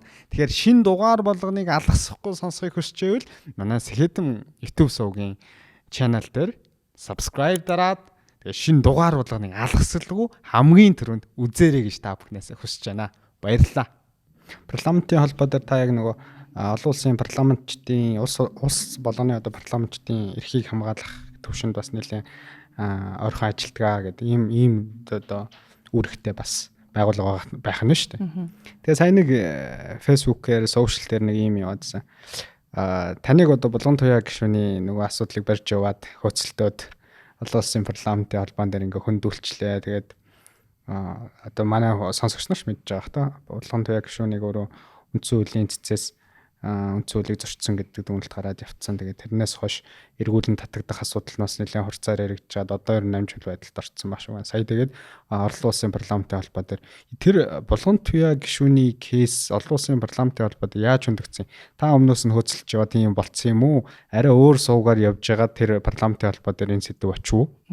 Яг би нөгөө тэр хорооны ерөнхийлөгчөөр ажиллаж байгаа болохоор яалтчгүй хүмүүс тэгэж холбож ойлгоод байгаа. Гэтэ олон улсын парламентын холбоон дээр энэ хороон дээр бас баримталдаг зарчим байгаа. Өөрийн улсынхаа холбоотой асуудал дээр тухайн улсын одоо гишүүн болвол ерөөсөө оролцдоггүй гэсэн. Би хэдийгээр парламентчдын хүний эрхийн хорооны ерөнхийлөгчөөр ажиллаж байгаа ч гэсэн хэрвээ манай Монгол улстай холбоотой кейс орж ирэх юм бол намайг одоо тэр хуралдаанаас гаргаж агаад санал өгүүлэхгүйгээр мэдээлэл өгүүлэхгүйгээр бусад гишүүдтэй ч гэсэн санал солилцох боломжгүй байдаг. Тэгээ хүнлэнгийн нөлөөлөл оруулахгүй гэдэг үднээсээ ингэж би даасан байдлаар ажилладаг. Тэгэхээр Монгол улстай холбоотой кейсдэр бол би ямар нэгэн байдлаар ямар ч оролцох боломжгүй байдیں۔ Тэгээд Монгол улстай холбоотой чинь манай одоо парламентчдын хүний эрх хондор 2 кейстэй болчлоо. Нэг нь Санжаа сүрэнгийн зориг агсны кейс. Тэгээд парламентч байхдаа бас амнасаа алдсан. Тэгээ энэ хүний амь насад халдсан гэмт хэргийн хариуцлагыг тооцох асуудал хэн ингэсэн бэ гэдэг асуудал одоо хүртэл тодорхойгүй байгаа учраас одоо хариуцлагыг нь тооцох хүртэл бид нар одоо парламентын холбооноос шахалт үзүүлжтэй энэ дээр анхаар парламентчдын эрх халдагдсан байхад 20 жил болж байгаа чинь шийдэхгүй байгаа чинь бас асуудал шүү гэдэг юмыг тавьдیں۔ Хоёр дахь нь одоо ингээд одоо байгаа нь Булган туяа гишүүний асуудал нь яг өмнө нь ч гэсэн ингээд олон гишүүдийн асуудал очиж исэн бэлээ. Зөвхөн энэ 2 кейс биш. Жаргал тулгын Эрдэнэт гишүүн бас ерхий сайд байхдаа сонгуульд дэвшиж яхад нь бас барьж орсон асуудлаар гүн далаагвайн кейс мэс гээд өмнө нь бас очоод тэгээд асуудал нь шийдэгдэхээр хаагдчихсан юм кейс байгаа. Тэгэхээр нөгөө зарчим нь бол би хэдийгээр тэр хорооны ерөнхийлөгч тэр улсын тухайн улсынхаа асуудалд ерөөсөө оролцдоггүй. Тийм ч учраас бүр ингээд нөгөө сүүлчийн хурал дээр бид нар шийдвэрээ танилцуулдаг. Бид нар 17 улстай холбоотой шийдвэр гарсан. Ерөнхийлөгчийн хувьд би 16 улсынхаа шийдвэр дээр үгсэг дээр нөөрөө ажиллаа те ингэж хэлье гэдгийг яагаад өөрөө танилцуулдаг. Монгол улстай холбоотой шийдвэрийг чинь намын чимэг болохгүй өөрийнх нь улс өөрөө шийдвэр гаргалтанд орохгүй уншиж болохгүй гэд манай нөгөө дид ерөнхийлөгч гэд Замбийн бас парламентын гишүүн тэрийг танилцуулсан. Тэгэхээр энэ бол би өөрөө ч тийм гомдол гаргаж болохгүй. Тэндээс ирсэн гомдол мэдээлэл дээр тулгуурлаад тухайн хороо намайг оруулахгүйгээр шийдвэрсэн гэсэн л үг гэдэг. Өөр суугаар л дамжиж очсон байх нь шүү дээ. Яг энэ дээр бас тодруулъя гэж бододсон social яваадсан учраас аль нь яг үнэн мэдээллийн худал мэдээлэл гэдэг дээр мэдээж нөгөө ёс зүйтэй холбоотой асуудлууд хөндөгдөд хоёлаасаа хүний эрх мэрх гэдэг ингээд гишүүдийн ёс зүй гэдэг асуудал хүндсэн юм чи. Улсын хурлын гишүүдийн ёс зүйн асуудлуудаар дараагийн асуултуудаа асууя гэж бодож байна. За сая хаврын улс төрийн хамгийн халуухан сэдвүүдийн нэг бол одоо ерөнхийлөгчийн санаачилсан гэхүү гишүүдийг улсын хурлын гишүүдийг эргүүлэн татахтай холбоотой. Тэгээд тэр дундаа ёс зүй гэдэг үгийг бол нэлээд онцолж яриад байгаа. Тэгэхээр энэ хууль дээр эхний асуулт нь энэ хууль дээрх таны байр суурь юу байна вэ те? Дэмжиж байгаа талд байна уу, дэмжихгүй байгаа талд байна уу гэдэг асуулт. Хоёр дахь нь ер нь энэ ёс зүй гэдэг үг одоо та бүхний сууж байгаа тэр цагаан уртанд сууж байгаа хүмүүс илүү бэлэг тэндэг төдий байгаад байна уу? Үнэхээр боддороо ёс зүй нь үнэхээр хөндөгдөж яриад холбогдох ёс зүйгээ зөрчсөн гишүүдэд ингээ шаардлага тавиад шийтгэлээ ногдуулаад явдаг тийм хуулийнх нь эрх зүйн орчин бол би байгаа гэж ойлгоод байгаа. Тэр нь үнэхээр боддороо хэрэгжиж гин үү? Тэгээ заримдаа болохоор ёс зүй гэдгийг чинь болохоор өөрийнх нь эсрэг дуурсан хүмүүсийг дугуй болгохын тулд бас хэрэгэлдэг нэг PR болчоод болцоод байна уу да гэж бас нэг хардах тийм үе байх юм. Тэгэхээр энэ асуултыг танаас. Тэг ерөнхийлөгчийн санаачилсан улсын хурлын гишүүнийг эргүүлэн татах тухай хууль төрөөр би бол хэвлэлч гэсэн чуулган дээр ч гэсэн байр суурь их тодорхой хэлсэн. Ер нь бол яг улсын хурал өөрөө хариуцлагатай байх ёстой. Юу гэвэл хариуцлагатай байх ёстой. Улсын хурлын гишүүч гэсэн ард түмний мандатыг авч орж ирээд хариуцлагатай төлөвлөх, хууль тогтоох, хяналтаа тавих гэсэн юм 3 том чигүүрхтэй энийг хариуцлагатай хийх ёстой гэвэл хийх ёстой. Тэгэхээр энэ дээр зөвхөн одоо энэ парламентын асуудал гэхээсээ илүү одоо үеийн үед ялангуяа сүүлийн үеийн хэдэн удаагийн парламент бол яг үнэхээр ард түмнийг төлөөлсөн, тэдний ашиг сонирхол, эрх ашигыг хамгаалсан шийдвэрүүд үнэхээр гаргаж ирсэн юм уу? Эсвэл одоо юу гэдгийг хурал цуглаандаа сайн сууж үгийг хэлж, байр сууриа илэрхийлж, идэвхтэй оролж исэн мүү гэдэг дээр бас хангалтгүй байхгүй юу? Одоогийн одоо юу гэдгийг тэр хүмүүс ч урьдсандээ орохгүй тэр болчихно үсттэй гэдэг чинь дээр үесэл манай ах нарын үсгцэн соёл штэ. Яг ингээд шинэковууд нь суужээ бид нар бол том юм дээр л орж ирэн тэрнээс бол урал чуулгандаа суухгүй байхад болно. Энэ бол чуулганд суух бол миний хэмжээний асуудал биш гэдэг юм. Энэ бол өөрөө ингээд парламентын баг Монголын парламентын муу соёл болтлоо ингээд хөгжсөн ийм асуудал байгаа. Дээр нь ашиг сонирхлын зөрчилтэй шийдвэр гаргадаг. Иргэдийнхэн талд юм уу? Өөр одоо бүлэг гитгэдийн ашиг сонирхлыг хамгаалаад байна уу гэд. Бид нар чинь тангараг өргөтөө нийт ард түмнийхээ эрх ашигыг одоо хамгаалж хүндэтгэж тэднийхээ төлөө ажиллана гэдэг ийм тангараг өргөдөг. Энэ тангарагын дагуу байна уу гэдэг дээр хам бол өмнөх парламентууд ч гэсэн асуудал байсан. Тэгээ энэ дээр л иргэд бол бухимдалтай байгааг бол ойлгож байгаа. Тэглээгээд юу гэдгийг ерөнхийлөгчийн оруулж ирсэн хууль дээр бол тэр эрдтэй холбоотой асуудал бол Сахилга Батын асуудал энэ бол байх ёстой.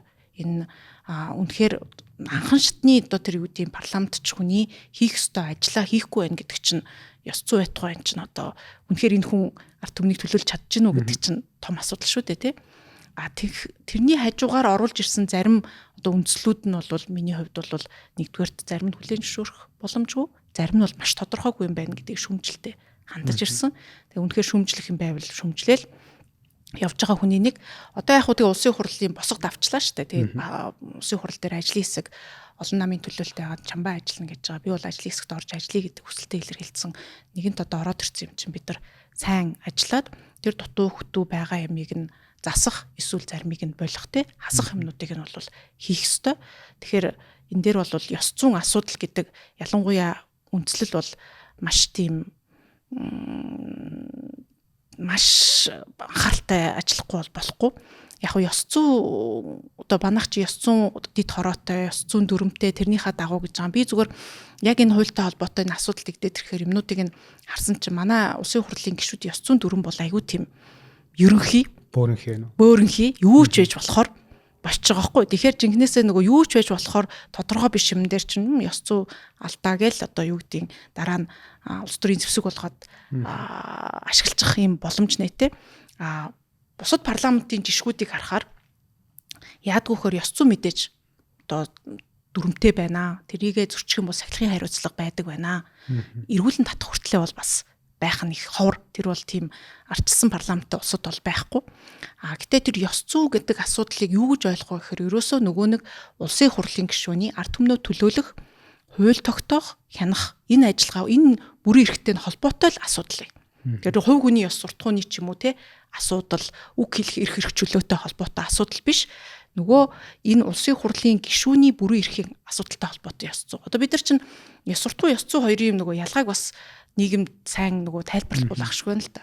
Мэргэжлийн ёс зүй гэж бодог. Одоо хуульчийн хувьд ёс зүй юу юм? Багшийн ёс зүй, инженерийн ёс зүй гэдэг мэргэжлэрээ тухайн мэргэжлийг хийхэд баримтлах ёс зүй гэж байдаг байхгүй. Тэгэхээр зөв энгийн ёс суртахууны бол асуудал биш. Тэгэхээр улсын хурлын гишүүний хувьд яг энэ чиг үүрэгтэй холбоотой ёс зүй асуудал гэвэл нөгөө ард нийтийнхаа ашиг сонирхлыг бүрэн төлөөлж чадчихна. Эсвэл хэсэг бүлэг хүмүүсийн ашиг сонирхлын төлөө ашиг сонирхлын зөрчилтөө шийдвэр гаргаад байна уу? Хууль бус лоббийн давтаад байна уу? Эсвэл хин нэгнээ санал өгөхдөө мөнгө аваад байна уу? Гэх мэтчлэн эсвэл нөгөө төрөөс одоо хуваарлж өгдөг төрийн мөнгийг хууль бус юмд зарцуулаад, зориултын бус юмд зарцуулаад байна уу? За бүр одоо хувь хүнтэй холбоотой асуудал гэх юм бол нөгөө бэлгийн дарамт одоо ажилчдаа тамийн газрынхандаа эргэн тойрон өөрсдийнхөө ажлын албанд ажилладаг хүмүүстэй үзүүлж чинь өгөх нь иймэрхүү асуудал байдаг. Тэрнээс хизээч бас үг хэлэх эрх чөлөөтэй холбоотой асуудал, ёс зүйн асуудлаар яригддаггүй. Энэ бол одоо арчилсан улстай парламентын бол жишг байгаад байгаа. Тэгээ энэ дээр бид нар ялгаж заагалж энийг өгөхгүй болвол тэгэл одоо хиннийхээ дургуун энэ надад таалагдахгүй байх бол ёс зүйн асуудалтай гэл одоо татаад байдаг байх юм бол энэ бол нөгөө жинхнээсээ бидний ярьдаг парламентын арчлал, парламентын дархлаа сулрах маш том юм үе талгыг нэгэд өгчөн л гэж харж байгаа. Тэгээ одоо ажлын хэсэг маань сайн ажилласаа тий. Таны хэлж байгаа шиг нөгөө ард түмний уур бухимдал бол угаасаа л ингээл тасралтгүй үсэн нэмэгдэж байгаа. Тэгээд энэ дээр нь дөрүүлүүд бас парламентын засаглал өөрсдийн одоо Монгол улсынхаа нөгөө арчлал гэж яриад байгаа үгээ дураараа хэлэх эрхчлөө гэл сүүлийн 30 хэдэн жилийн алдаа оноо дондоос хамгийн оновчтой зүйлүүдийн нэг байсан гэж залууныхаа хувьд хардаг. Тэр зүйлээ эргээд унгаах зүйл рүүгээ бас ард түмнийхээ уур бухимдал дээр тоглож байгаад ингээ явчихвал хойч ирээдүй буюу дараагийн ер нь бол 126 гишүүн та хэд чинь солигдсон шүү дээ. Солигдоод дараагийнх нь ирнэ. Тэгэхээр бас энэ хүмүүс ч мөнхийн биш вэж бас дараагийн хүмүүсээ бодохгүйгээр ийм амар эмзэг сэдврүү бас орчих нь аюултай болов гэж зүгээр хөвөнийх бод харж байгаа. Тэгээд ажлын хэсэгт нь бас та бүхэн шиг мэргэжлийн хуульч нар нь ороод ажилласаа гэж бодож байна. Тэгээд ард түмэн өөрөө бас зөв ойлголттой авах хаа. Манай ард түмэн чинь бас яг зөв энгийн үгээр ойлгуулчвал ойлгодог хүмүүс шүү дээ. Ер нь манай ард түмэн ухаантай. Маш ухаантай. Гол нь тэрийг нэг ойлгуулах төвшөнд нь хүмүүс ажиллахгүй байгаа даа. Дундуур нь маш их PR-ууд явж байна. Маш их хүмүүсийн тархийг угаадаг, энэ нийгмийг чиглүүлдэг. Мэдээллийн манипуляц гэдэг юм үнэхээр дээд хэмжээнд явж байгаа учраас тэгээ энийг жоохон ярьж байгаад үнэхээр мэргэжлийн хүмүүс нь зөв үгээ хэлчихээр бол хүмүүс их наагаад авчдаг даа гэж би бол боддог.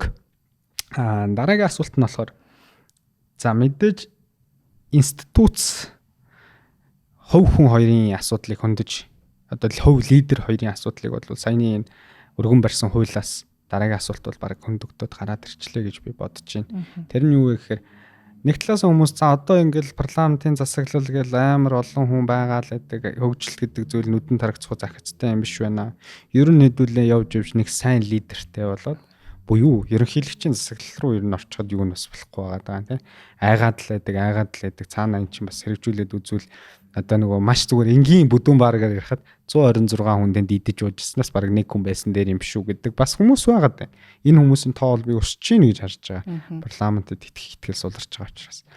За эсрэг талд нь бол тэгвэл хүчтэй лидертэй байх юм уу? Үүний эсрэг талд нь хүчтэй институцтэй байх юм уу гэдэг хоёр том сонголтын өмнө ялч ирэх болж байна. Өмнө нь бол энэ асуулт бол нэг чухлаар хөндөгддөг байсан. Одоо илүү хурцаар хөндөгж эхэлж байна. Санал асуулгууд явж байна те. Та аль талд нь байх вэ? Мэдээж парламентын холбооны одоо гишүүн чинь институцээ илүү сонгох байх. Тэгээ яагаад институц Монголд яг институц нь илүү хүчтэй байх хэрэгтэй гэдэг дээр залуучуудад та нэг ойлголт өгөөч. Тий. Би бол мэдээж одоо хүчтэй институцтэй байх ёстой. Тэгээ парламентын ардчлал бас Монголд бэхжээсэй гэж боддог хүний нэг. Тэгээ яг ийм юм байлээ л дээ би манай монголчууд ч ийм түүх соёл ариун одоо урт хугацааны түүхтэй ийм улс тэгээд бүгдээрээ л төрийн сүлд минь өршөө гэд манай ахмадууд ээж аав нар бүгдээрээ л хэлдэг те бүгд л төрийн минь сүлд өршөө гэж ярьж хэлдэг байсан. Тэгэхээр тэр хэмжээгээрээ нөгөө төрөө дээдэлдэг ийм соёлтой хүмүүс. Тэгээ төр гэдэг бол өөрөөсөө бидрийг юу гэдгийг ивэжэдэг одоо өөрөөсөө дээр байдаг тийм. Тэгэхээр нөгөө үгэнч байдаг штэ. Гэрээ засаад бие засаад гэрээ засаад төрөө зас. Тэгэхээр ахуйн асуудлуудаа шийдсэн хүмүүс бол төрд орох ёстой гэдэг ийм соёл уламжлалтай хүн. Тэгтэл одоо юу гэдэг энэ парламентын засаглал гэдэг юм бол одоо англиас гаралтай, баруун Европын ийм соёл байдаг те. Энэ парламентын засаглалын гол утга агуулга нь парламентод сууж байгаа энэ парламентын гишүүн болвол энэ ард түмний та нарын төлөөлөл шүү. Та нараас дээшээ хүн бол гэхээсээ илүү та нарыг төлөөлж та нарын үгийг одоо жиж та нарын өмнөөс ирэх барих гэж байгаа хүн шүү гэдэг ийм соёл байгаа байхгүй. Тэгэхээр би зүгээр миний өөрийн нөгөө сэтгэл болохоор боддог юм болохоор манай дорны соёлтой одоо ийм төрөө дээдэлдэг ийм соёл уламжлалтай улс бид нар яалтчгүй 92 онд парламентын засаглал шинэ үндсэн хуулиараа ийм барууны одоо үнэт зүйлээр тулгуурсан ийм системийг бид нар авсан.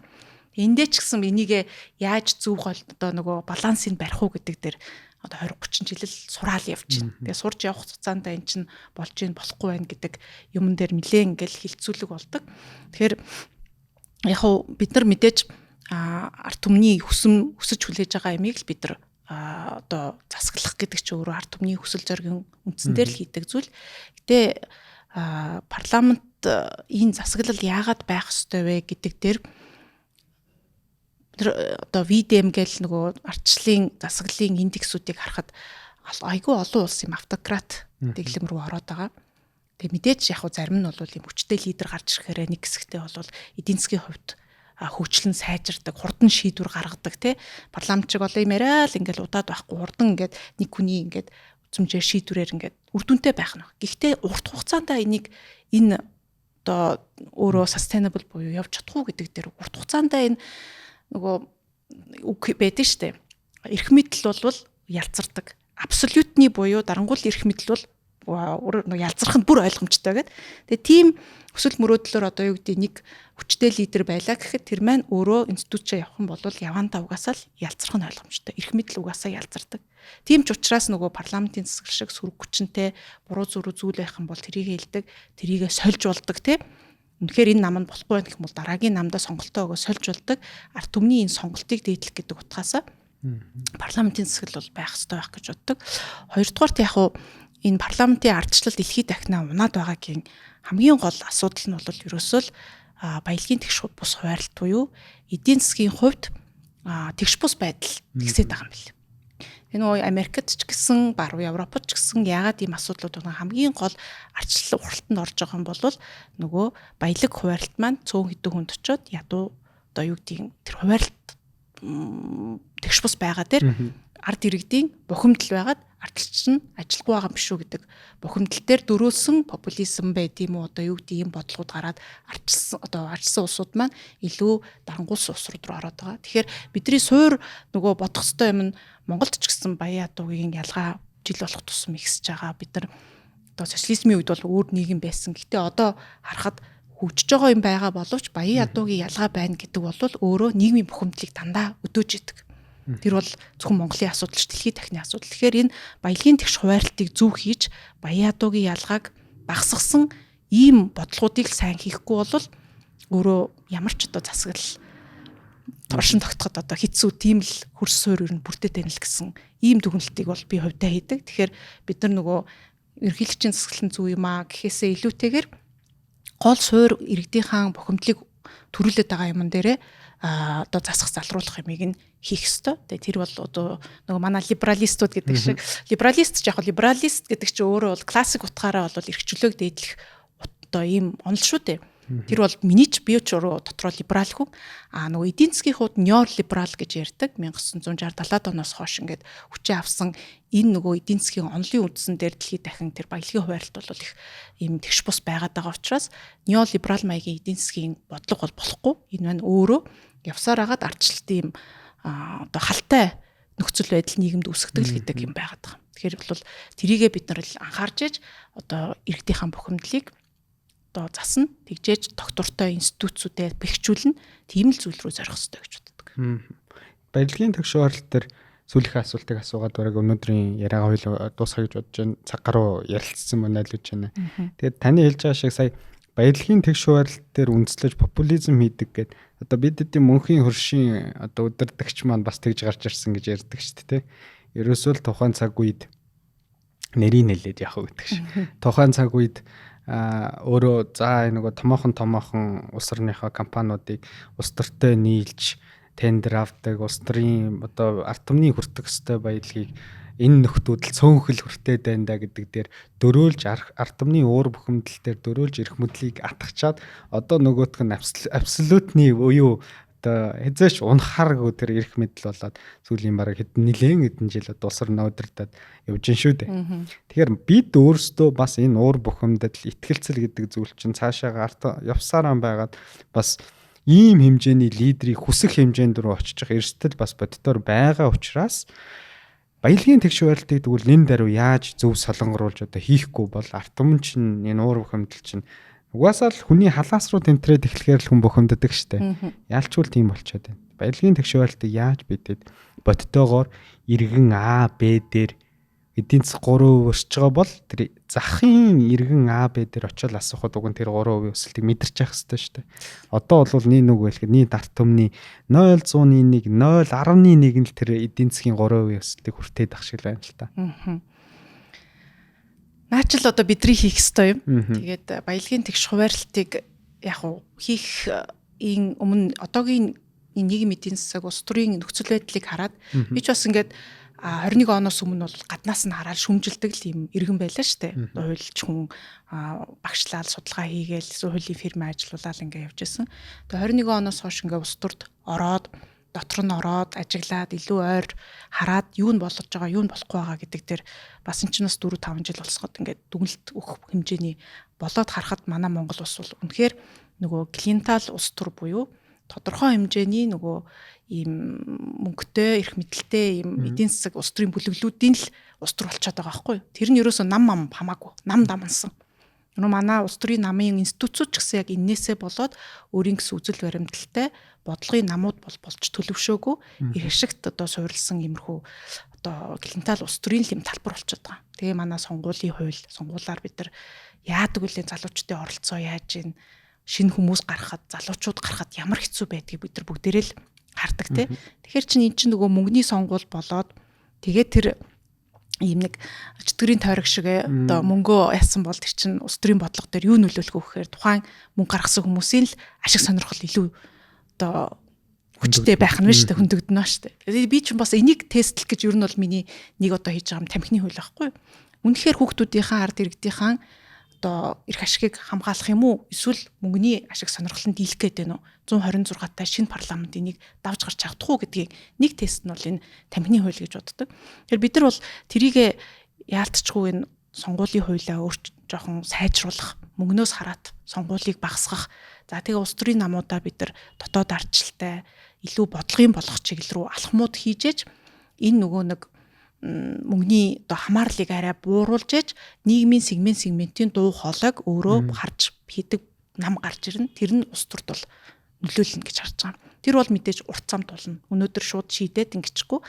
Ер нь бол баялагын тэгш хуваарлтыг бас хийх гэсэн ингээд оролдогууд бол 2019 оны үндсэн хуулиар ч гэсэн орсон шүү дээ. Тэр нь нөгөө 6-гийн 2 дээр бид нар байгалийн баялаг бол бүх нийтийн төрийн нийтийн өмч байгаад одоо ихэнх ашгаа болвол ард нийтэд өгж явах хэрэгтэй гэдэг зарчмыг 2019 онд тухайн одоо улсын хурлаар үндсэн хуулиар өөрчлөлтөд оруулаад энэний дагуу үндэсний баялагын сан гэдэг зүйлийг байгуулад энэ байгалийн баялагаас авж байгаа юмнуудаа илүү иргэдтэй хүртээмжтэй хийл гэдэг юм байна. Тэгээ эн чинь бас их улс төрийн процессд үнэхээр энэ одоо нөлөөлөл яалтчгүй одоо мөнгөтэй эрх мэдэлтэй хүмүүсийн нөлөөлөл өндөр байгаа учраас тэр болгон хурдан явж чадахгүй байна. Гэтэ энийг бид нар урдан явуулахын төлөө одоо энэ улс төрд орсныхоо төлөө хийн тэгжээж л одоо энэ гажуудлыг засандаа. Тэгжээж бид нар энэ нөгөө хүний хувь хүний карманд мэдэгддэг болохгүй бол наана өнөндөө өсөлт байгаа боловч үнэхээр яг өөр хичээлж байгаа шиг нийгмийн хэдхэн сегментэд л энэ баялагын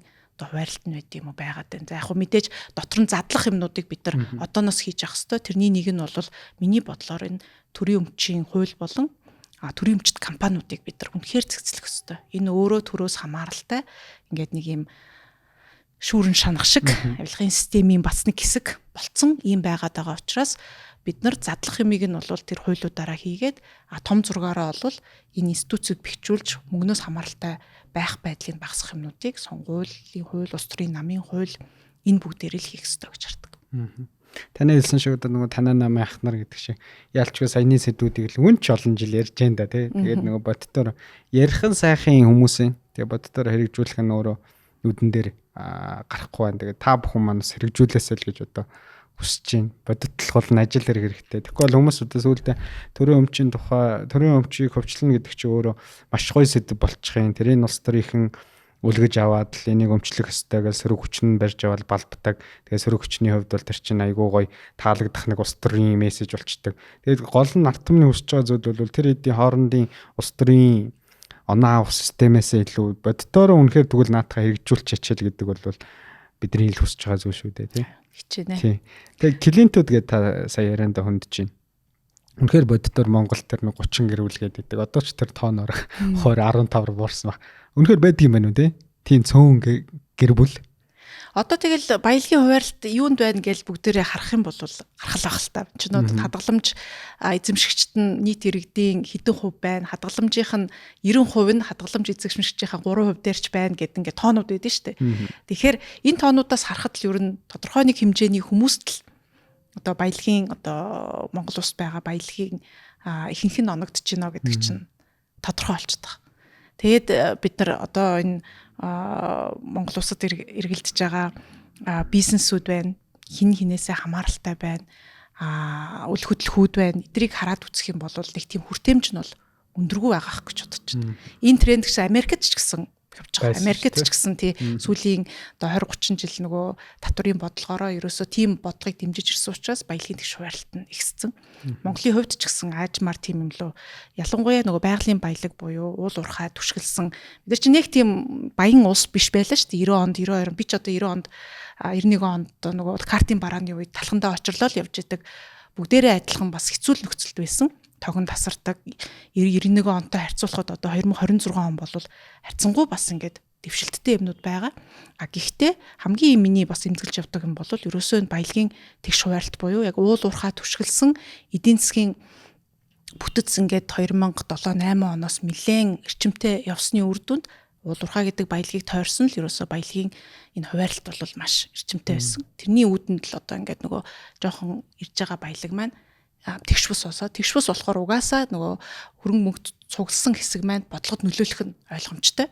Тэнцвэртэй нөгөө ард иргэдийнхаа сегментийнхаа дуу хоолойг илэрхийлж чадахгүй мөнгөтэй хүчтэй байгааныхын дуу хоолой л төрийн бодлогод тусдаг л ийм зүйл болчиход байгаа. Тэгээ энийг л одоо бид нар засах ёстой. Харин тий бас олон ч хүмүүс ярьж байгаа. Гэхдээ яагаад бид нар засч чадахгүй байна гэдэг дээрээ үнэлтүүл төгстэй. Бидний хувьд бол энийг хийхгүй бол хүчгүүдэд байна уу? Яагаад гэдэг нь? Яг уу би ч одоо бол 24 оноос хойш асуудлыг ярина шүү дээ. Энд дээр бол чадхаараа одоо тэгээ дуурчаа. Гэтэ улс төр гэдэг бол нөгөө юм байна. Шууд ингээл ороод бүх юмыг шийдээл чаддаг гэж бас болохгүй.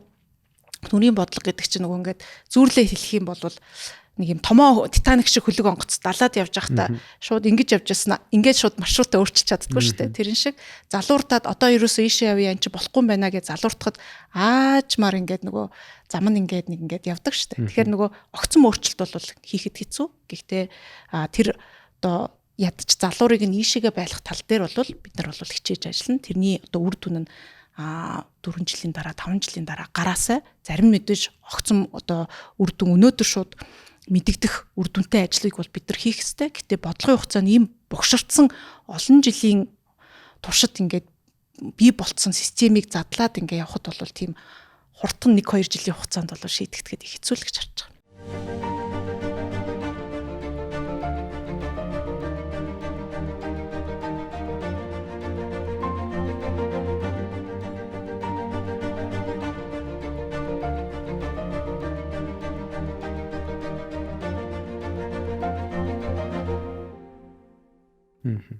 Тэгээ би ч одоо гаднаас нь бас нэлээд ирэх барьж байгаа намайг бол шүүмжилдэг төрлийн хүн.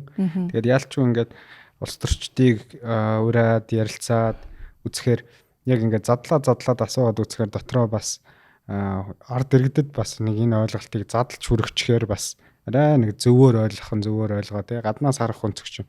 Ямар нэгэн байдлаар хариуцлага хүлээхгүй байр сууриас юм шүүмжлэх амархан шүү дээ. Эргээд харахад тий. Тэгээд яг таны хэлж байгаа шиг одоо учрал ерөнхий сайдын зөвлөх хийж байгаа хаа манай подкастер орчихсон болгон чимэг гэдэг. Тэгээд тэр хүн бас хэлж ирсэн. Мөнгөтэй байхын зовлон бас хэцүү. Улс орны мөнгөгүй байхын зовлон нэг хэцүү. Тэгээд тэр хүн болохоор тухайн үед 2010 оны асуудлыг ярьчихсан юм да. Оюун сайттай нэлээд ойрхон ажиллаж байсан гэдэг. Тэр үед бол Монгол улс бол мөнгөгүй байсан тий. Төсвөө хуваарлахад хүртэл за энэ лүү эрүүл мэнд боловсрал тав гэ юу төсвийн тухай төсөл мөсөл батлах бол тийм толгойн өвчин байдаггүй хийдэг хэдхэн ойлгомжтой юмруу хуваадаг. Одоо бол хэдэн их наядаараа ярьдаг болсон тий. Төсвөө яах вэ гэдэл хулгайн хүртэл хэдэн их наядаар яригддаг болсон энэ цаг үе. Тэгээ мөнгөтэй Монгол бас нэг үед бол бас мөнгөтэй болж байгаа. Тэр мөнгөө бас яаж эдийн засагта үр шимтэйгээр зарцуулах гэдэг дээр та бүхэн шиг боловсралтай хүмүүсийн үр нөлөө чухал байхаа гэж бодож байна. Тэгээ цаг гаргаж өнөөдөр манай студид хүрэлцэн ирээд хамгийн чухал нь бас тамхины тухай хуулийн бас дэлгэрэнгүй ойлголтыг олон нийтэд ялангуяа манай сонсогч нар залуучуудад хүргэхийг хүссэн. Тэгээд баярлалаа танд ойлголтыг өгсөн. Тэгээд энэ хуулийг Одоо залуучууд зэндээ энэ подкастыг сонсоод бас нэлээд түгээгээд өгөөсэй гэж хүсэж байна. Дүүтэй, үр хүүхэдтэй бүхэл хүмүүс байгаа л угаасаа вейп бол одоо манай студид байгаа хүмүүс нь л баг 5 хүний 4 татж байгаа бах та. Тэгэхээр энэ бол өөрөө ийм том сэдв. Тийм учраас бид бас энэ дээр арга хэмжээ авах зогсоох цаг нь бол болцсон байна л гэж харж байна. Баярлалаа танд. За баярлалаа. Өнөөдөр бас подкастаа ураад олон сэдвээр ярьлаа тий. Тамхинаас ахуулаад энэ чинь засаглалын тухай нийгэм эдийн засгийн олон сэдвээр бас хөндөж ярьсанд баярлалаа. Тэгээд үзэгчтэй хэлэхэд, залуучуудтай хэлэхэд бас та бүхний оролцоо дуу хоолой их чухал байдаг шүү. Нэг хүн энэ улс төрч айгүй том улс төрч хүн хэлжсэн. Мөнгөтэй эрх мэдэлтэй улс төрч нар болвол тэ мөнгнөө сайхгүй, эрх мэдлээ сайхгүй өртөнд байгаа болохоор тэр улс төрчид юунаас айдгүй гэхээр маш олон хүнээс айдаг. Тэгэхээр ард нийтээсээ л угаасаа айдаг гэсэн үг. Айдаг гэдэг юм уу одоо шийдвэрт нөлөөлнө гэсэн үг. Тэгэхээр залуучууд маань ч гэсэн өөрсдийнхөө дуу хоолойг өргөж жоох нь яг энэ бодлогыг бид нар бас зөв явуулахад маш их тэмтэй байдаг шүү. Тэгэхээр та бүхэн маань ч гэсэн дуу хоолойгоо сайн идэвхтэй өргөж байгаарай гэж бас уриалмаар. За баярлалаа. За баярлалаа.